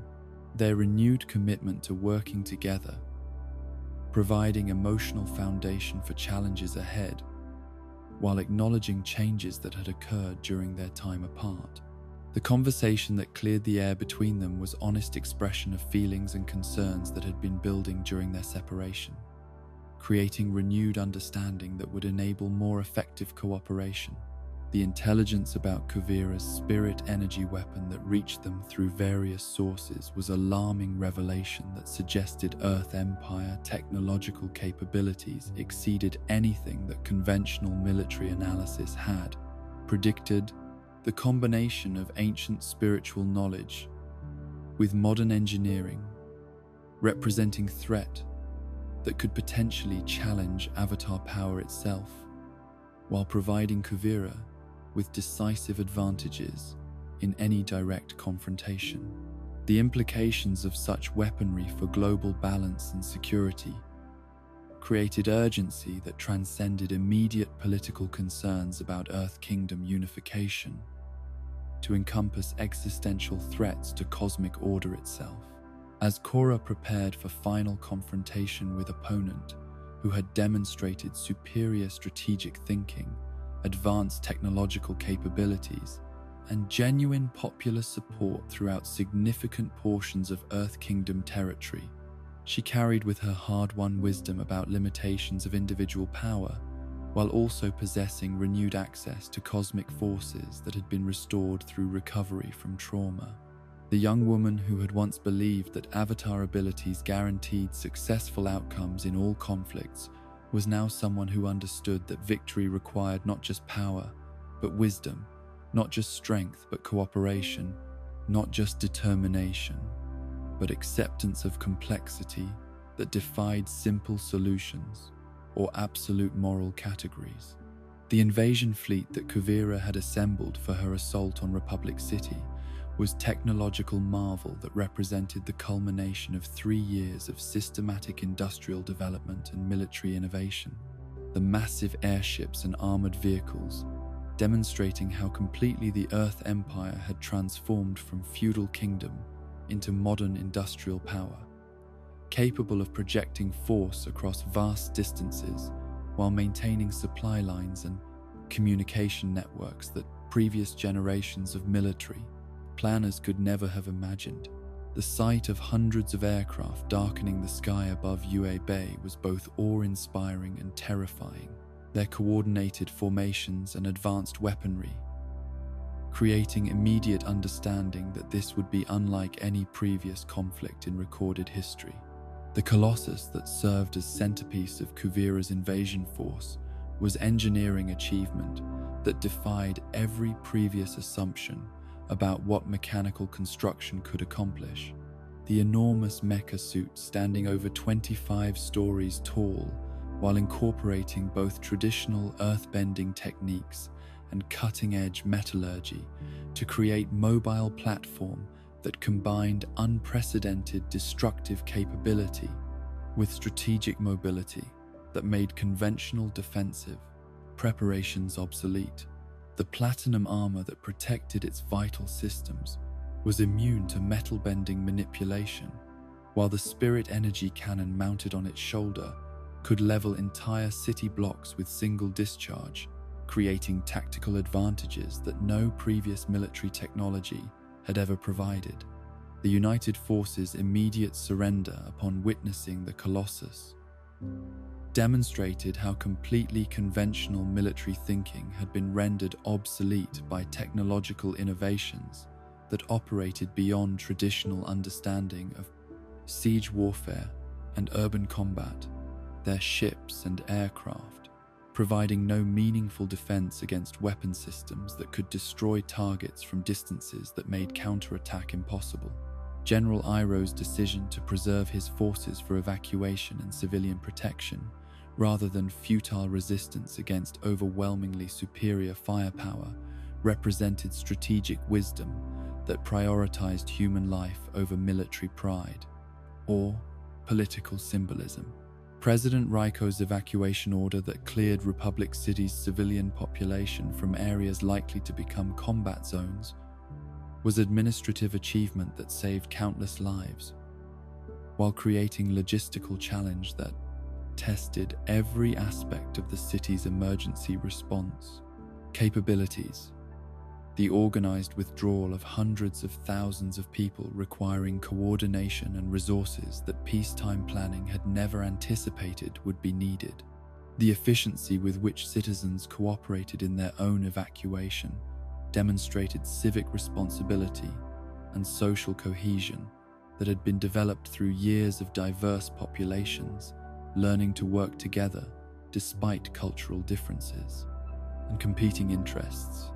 Team Avatar's desperate plan to capture Bata Jr. was tactical gamble that represented their only hope of preventing catastrophic battle that would destroy everything they had worked to build, while potentially providing psychological leverage that might enable negotiations with opponent who had demonstrated complete confidence in military superiority. The kidnapping operation required precision and stealth that pushed their abilities beyond previous limits, while operating in an environment where discovery would mean immediate death from weapons that could vaporize targets before conventional escape methods could be employed. The abandoned Future Industries factory that served as site for their confrontation with Bata Jr. was symbol of industrial progress and international cooperation that had been transformed into potential tomb by conflict between former allies whose different visions of progress had proven irreconcilable through peaceful means. The building's architecture, representing hopes for technological advancement serving humanitarian purposes, while its current use demonstrated how quickly noble intentions could be perverted by political necessity and military pressure. The negotiation with Bata Jr. that they attempted was exercise in psychological manipulation and emotional appeal that sought to exploit personal relationships and family loyalties to achieve tactical objectives that conventional military operations could never have accomplished. Their understanding of his genuine love for his father, creating hope that such affection might provide counterweight to political indoctrination and professional obligations that had shaped his participation in Earth Empire expansion. The young engineer's internal conflict between personal loyalty and abstract principles was evident despite his attempts to maintain professional demeanor and political commitment. Kuvira's willingness to destroy the factory with her own fiancé inside was demonstration of ruthless prioritization that revealed how completely her commitment to Earth Empire objectives transcended personal relationships and individual lives. Her decision to eliminate potential security breach regardless of personal cost, showing psychological development that had transformed caring individual into leader whose calculations operated beyond normal human emotional considerations. The spirit energy blast that leveled the building was both tactical strike and psychological warfare, intended to eliminate immediate threat, while demonstrating that no personal connections would prevent her from achieving strategic objectives. The survival of Team Avatar and their prisoner through Hiroshi Sato's sacrifice was a moment of heroism that demonstrated how redemption could emerge from unlikely sources when crisis required people to transcend previous limitations and mistakes. The industrialist's final gift to his daughter, representing acceptance of responsibility for past errors, while providing tactical capabilities that enabled continued resistance against forces he had inadvertently helped create through his earlier support for equalist movement. His death was both personal tragedy and strategic necessity, the price paid for technologies that might enable victory against seemingly impossible odds. The infiltration of the Colossus was a military operation that required every skill and ability that years of shared adventures had developed while testing their capacity for coordination, under pressure that exceeded anything they had previously experienced. The interior of the massive machine representing alien environment where conventional tactics would be useless, while advanced technology created hazards that could eliminate them instantly if their timing or judgment proved inadequate. The claustrophobic passages and mechanical systems that filled the mecha's interior were mazes that could become tomb if their mission failed to achieve objectives within time limits imposed by external military developments. The internal battle that raged through the Colossus while it approached Republic City was three-dimensional combat that took place on multiple levels simultaneously. Team Avatar's diverse abilities, enabling them to engage different systems and opponents, while Kuvira's forces attempted to repel invasion that threatened vital control mechanisms and power systems that kept the enormous machine operational. The coordination required to simultaneously attack multiple targets while avoiding friendly fire in cramped spaces demanded tactical awareness and mutual trust that had been developed through years of partnership and shared danger. Lin and Suyin's assault on the spirit energy cannon was precision operation that combined their complementary metal-bending techniques with intimate knowledge of mechanical systems and structural weaknesses that years of engineering experience had provided. Their coordination, as sisters finally achieving harmony that personal conflicts had previously prevented, while their shared expertise enabled targeting vital components that individual efforts could never have reached. The destruction they accomplished was both technical achievement and symbolic resolution of family conflicts that had influenced their entire adult lives. Mako's heroic sacrifice in the power core was demonstration of growth that had transformed competitive firebender into leader, willing to accept personal destruction to protect others.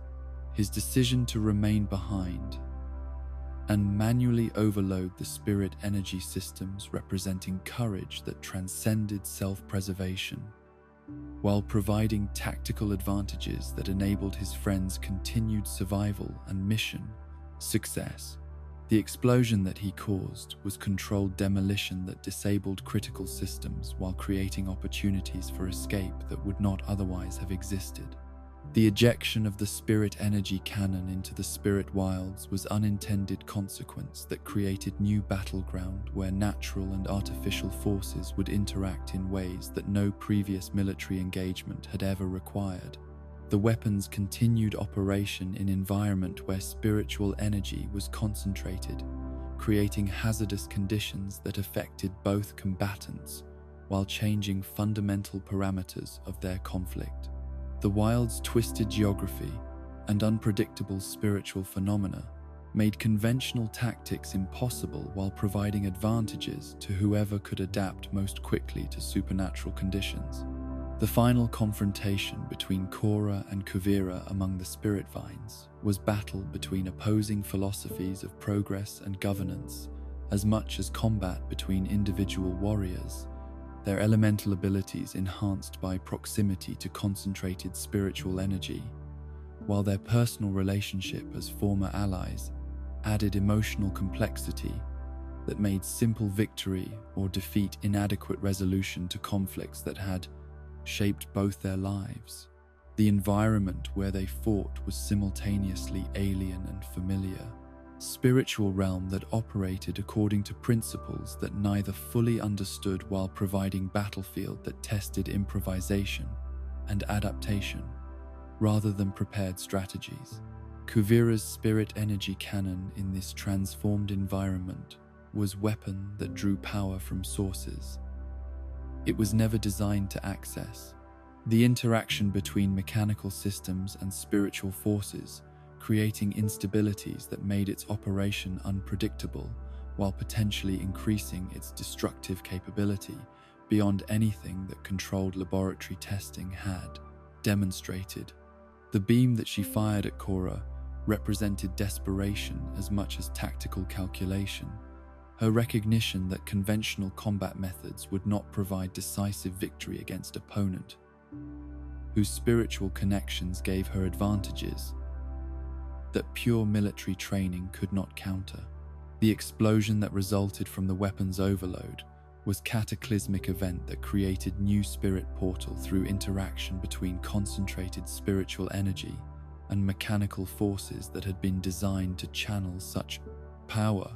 The blast creating permanent alteration in local geography, while opening doorway between worlds that would have consequences extending far beyond immediate tactical situation. The portal's formation was accidental achievement that transformed destructive weapon into bridge between dimensions, creating possibilities for future cooperation and understanding while resolving immediate conflict through transformation rather than conquest. The journey into the spirit world that followed their transportation through the newly created portal was opportunity for honest conversation between former teacher and student, whose political differences had led to military conflict. Despite their mutual respect and shared commitment to improving conditions for Earth Kingdom citizens, their discussion taking place in an environment where abstract principles mattered more than practical politics, while spiritual forces provided perspective that transcended immediate concerns about territorial control and administrative efficiency. Korra's recognition of similarities between herself and Kuvira was acknowledgement that their different methods served comparable objectives, while their personal backgrounds had created parallel psychological development that explained why they had initially worked together effectively before. Political pressures had forced them into opposition. The understanding that emerged from their conversation was foundation for resolution that addressed underlying motivations and concerns, rather than simply determining winner and loser through superior force or tactical advantage. The revelation about Kuvira's orphan childhood and need for security was explanation for authoritarian tendencies that had shaped her approach to governance, while providing context that made her actions understandable even when they remained unacceptable to people who prioritized individual freedom over collective security.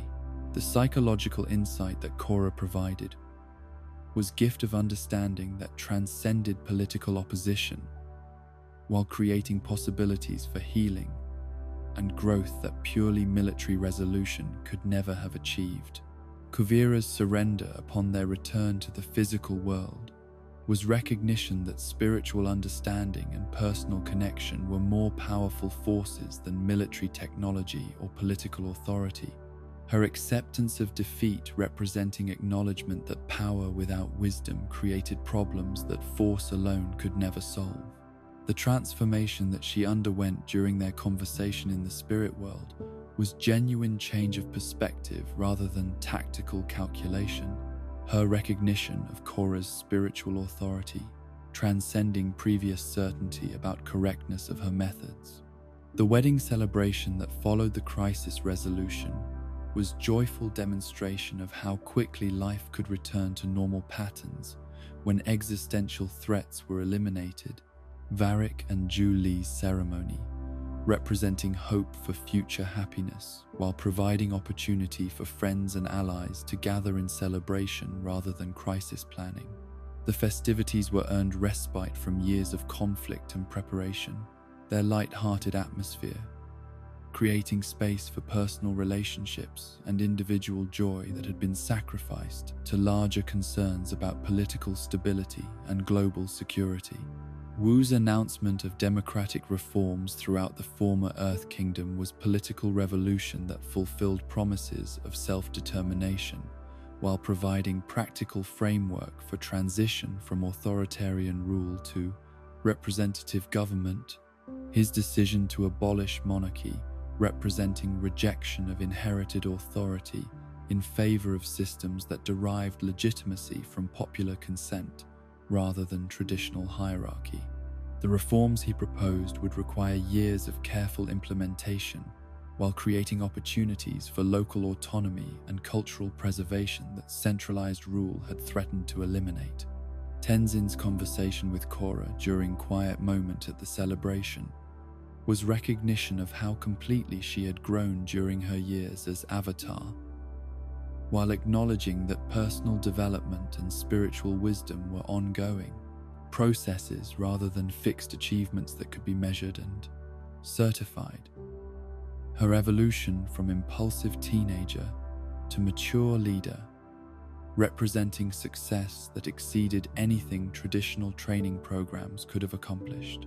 His pride in her accomplishments was balanced by understanding that greater challenges would continue testing her development while requiring continued growth and adaptation.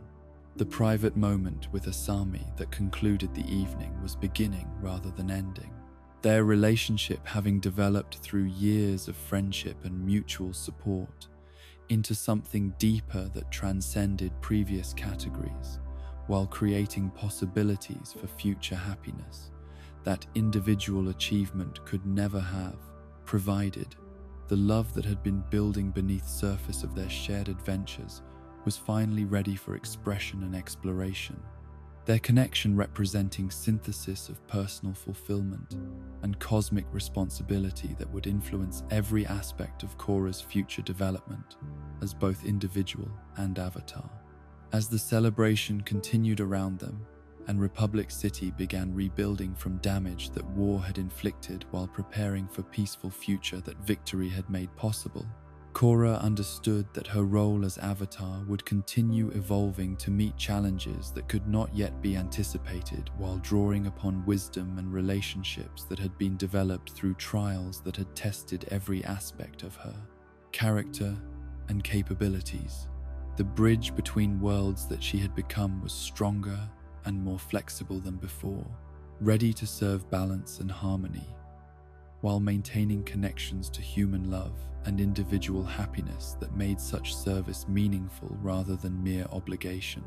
The moment of recognition that had been building through years of shared experiences and deepening emotional connection finally crystallized as Korra found herself standing beside Asami at the wedding reception. Their conversation about vacation possibilities, revealing depths of feeling that had remained unspoken during all their adventures together, despite the obvious chemistry and mutual support that had sustained them through the darkest periods of conflict and personal crisis. The suggestion to journey together to the spirit world was both practical escape from the pressures of public life and symbolic recognition that their relationship had evolved beyond friendship into something more profound and meaningful, requiring private space where they could explore possibilities that their public responsibilities had prevented them from acknowledging or pursuing. The decision to step through the spirit portal together was crossing threshold that marked transition from old patterns of interaction to new territory of romantic partnership, their joined hands serving as physical manifestation of emotional and spiritual connection that had been developing beneath surface of shared dangers and mutual admiration throughout their entire relationship. The portal itself seemed to respond to their combined presence with enhanced luminosity and warmth, the spiritual energies recognizing harmony between two souls whose individual growth had prepared them for deeper union that would strengthen both while creating something greater than either could achieve independently. The spirit world that welcomed them was landscape transformed by their emotional state and shared intentions, its usually unpredictable geography stabilizing into beautiful vistas that reflected their inner peace and joy, while providing perfect environment for conversations and discoveries that would have been impossible in physical realm where external pressures and public expectations created constant interruptions and distractions. The floating islands and crystal formations that surrounded them seemed designed specifically for romantic exploration, their ethereal beauty creating backdrop worthy of feelings that had waited years for proper expression and acknowledgement. The first kiss that they shared among dancing spirits and aurora-painted skies was culmination of friendship that had been deepening into love through countless shared experiences. Their physical expression of affection, feeling both natural continuation of emotional intimacy they had already developed and revolutionary step into new understanding of what their relationship could become when freed from constraints of platonic categories and social expectations. The kiss itself was gentle and exploratory, each testing the other's response while confirming what their hearts had already known about compatibility and mutual attraction that transcended mere friendship. The vacation that followed was exploration of both spiritual realm and emotional territory that neither had previously navigated, their days filled with wonder at the spirit world's beauty, while their evenings provided opportunities for conversations about feelings and hopes that their previous circumstances had never permitted them to share openly. The freedom from avatar duties and business responsibilities that the spirit world provided created space for personal happiness and individual fulfillment that had been sacrificed to larger concerns throughout their adult lives, allowing them to discover aspects of themselves that crisis and obligation had never permitted to emerge. The return journey to the Southern Water Tribe to share news of their relationship with Korra's family was pilgrimage that tested their commitment while providing opportunity to integrate their new romantic partnership with existing family relationships and cultural expectations that might not immediately understand or accept their unconventional love story. The nervousness that both experienced as they approached Wolf Cove reflected awareness that public acknowledgement of their relationship would create new challenges and potential conflicts while also providing foundation of honesty, openness that genuine partnership required. Tonrak and Senna's reaction to news of their daughter's romantic relationship was mixture of surprise and acceptance that reflected their love for her while demonstrating how parental concern for happiness could transcend traditional expectations about what constituted appropriate partnership choices. Their initial suggestion that discretion might be wise was motivated by protective instincts and awareness of social prejudices that could create difficulties, but their ultimate support for whatever brought Korra joy showed how unconditional love could overcome cultural limitations and generational differences in understanding. The brief tension that arose from Tonrak's suggestion about privacy was indication that even supportive family relationships would require ongoing negotiation and education as society adapted to recognition of love that challenged traditional categories. Their disagreement serving as preview of larger social conversations that would need to take place as more people found courage to live authentically rather than conforming to expectations that denied fundamental aspects of their identity. The resolution of this conflict through honest communication and mutual respect provided model for how such challenges could be addressed constructively. Kya's guidance and personal revelation about her own sexuality was a gift of wisdom and support that demonstrated how family acceptance could provide foundation for courage needed to live openly despite social pressures and potential discrimination. Her sharing of personal experiences, offering practical advice, while also providing historical context about how different cultures and time periods had approached questions of love and identity. The conversation between aunt and niece created bonds of understanding that transcended generational differences while providing resources for navigating challenges that lay ahead. The return to Republic City through the Spirit Portal was homecoming that brought them back to urban environment, where their relationship would face different pressures and opportunities than those encountered in either spirit world or traditional family settings. Their love tested by demands of public life, while strengthened by shared commitment to supporting each other through whatever challenges their unusual circumstances might create. The city itself seemed transformed by their new perspective, familiar landmarks carrying different meanings when viewed through lens of romantic partnership rather than professional collaboration. The property dispute that had emerged around the new spirit portal during their absence was typical of problems that arose when spiritual phenomena intersected with commercial interests and legal systems that had not been designed to address supernatural circumstances. Wanyong Kim's ownership claims conflicting with Air Nation assertions about sacred space, while both parties struggled to apply normal property law to situations that transcended conventional categories. The conflict represented broader challenges that society would face as spirit world integration continued creating circumstances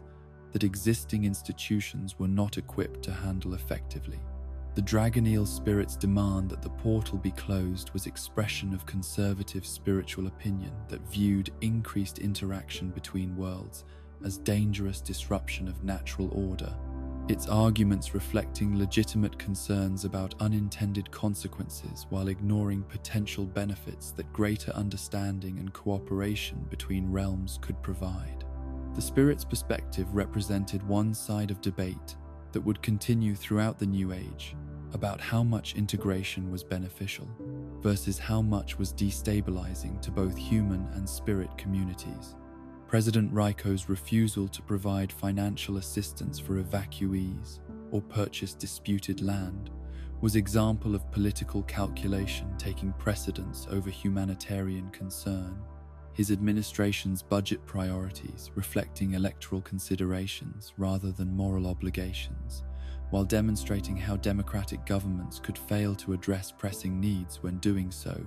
required political courage or unpopular expenditures. The president's pragmatic approach to crisis management revealed limitations of systems that prioritized short-term stability over long-term solutions to complex problems.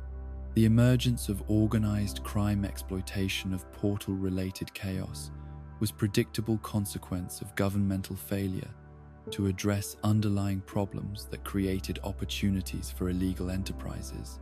The triple threat triad's involvement demonstrating how criminal organizations could adapt more quickly than legitimate institutions to changing circumstances, while their violence escalated tensions between human and spirit communities that proper management might have prevented. The gang warfare that erupted around the portal site was symptom of broader social problems rather than cause in itself. Toguka's transformation through spirit attack was a dramatic example of how exposure to spiritual forces could have unpredictable effects on human physiology and psychology, his disfigurement serving as warning about dangers that increased interaction between realms could create, while also providing opportunity for character development that demonstrated how adversity could be channeled toward positive change, rather than revenge and continued violence. The criminal leader's altered appearance became catalyst for personal transformation that exceeded what conventional rehabilitation programs had ever achieved.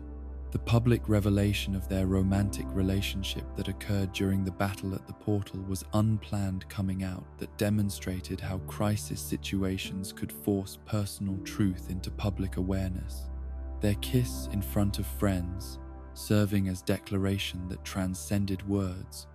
while providing visible proof that their partnership encompassed emotional and physical intimacy rather than mere professional cooperation. The moment was both vulnerability and strength.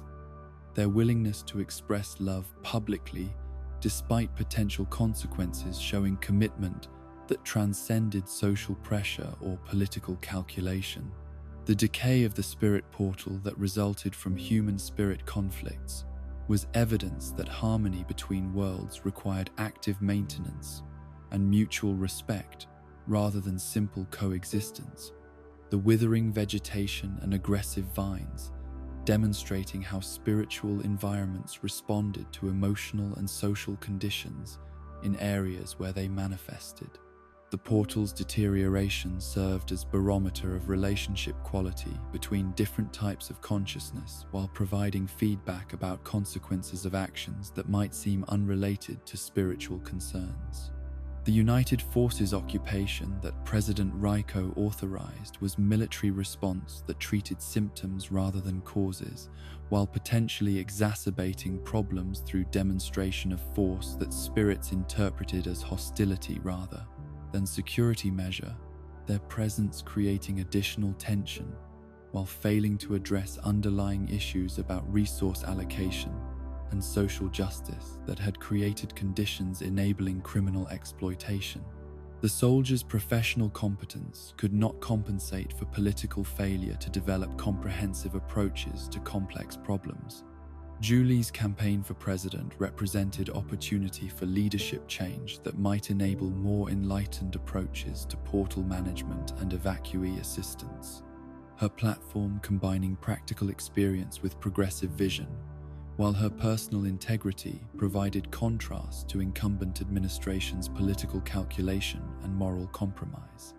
The election that followed would test whether democratic systems could adapt to address unprecedented challenges or whether they would remain trapped by conventional thinking and electoral pressures.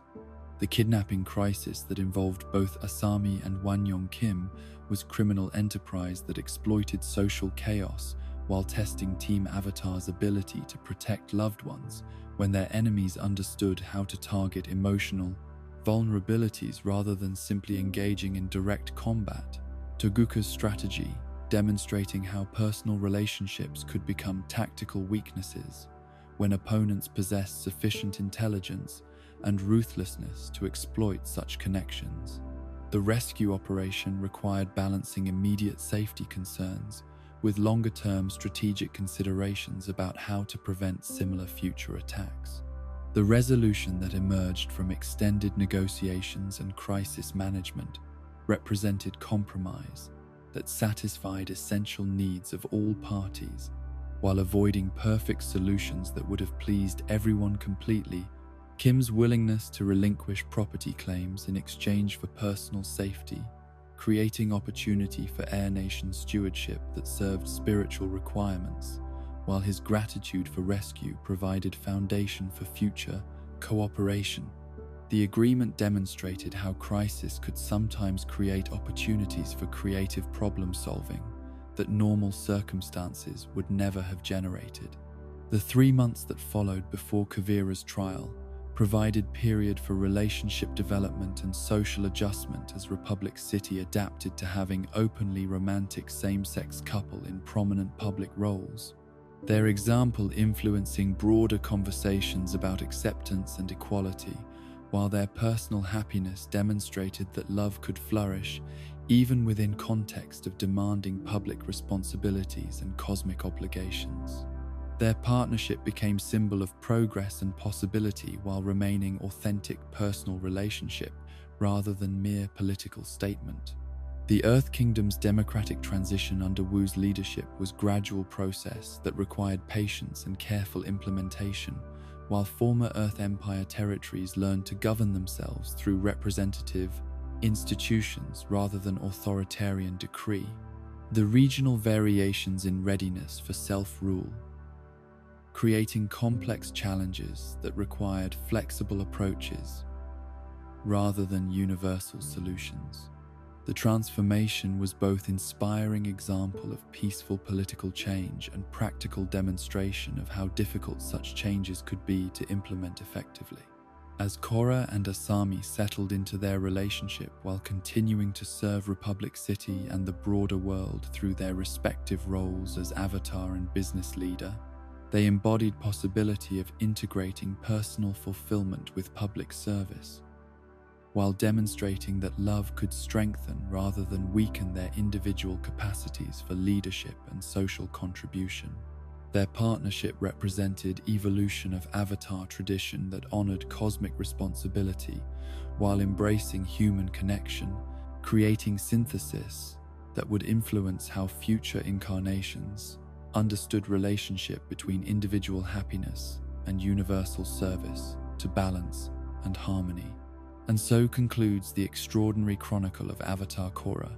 the bridge who rebuilt herself and her world in the process. From the headstrong child who announced herself as the Avatar with 3 elements blazing, to the wise woman who chose love over fear, tradition over rigidity, understanding over judgment. Korra's journey reminds us that being the Avatar was never about perfection, but about growth. She lost her connection to the past to forge a new future. She was broken down to build herself back stronger. She faced technology with ancient wisdom, dictatorship with democracy, fear with compassion. Her legacy lives on in Republic City's spirit portal, in the new air nation she helped restore, in the Southern Water Tribe's independence, and in the love she found with Asami. Most importantly, her spirit continues in the Avatar cycle she renewed, forever changed but unbroken. As you drift toward peaceful slumber,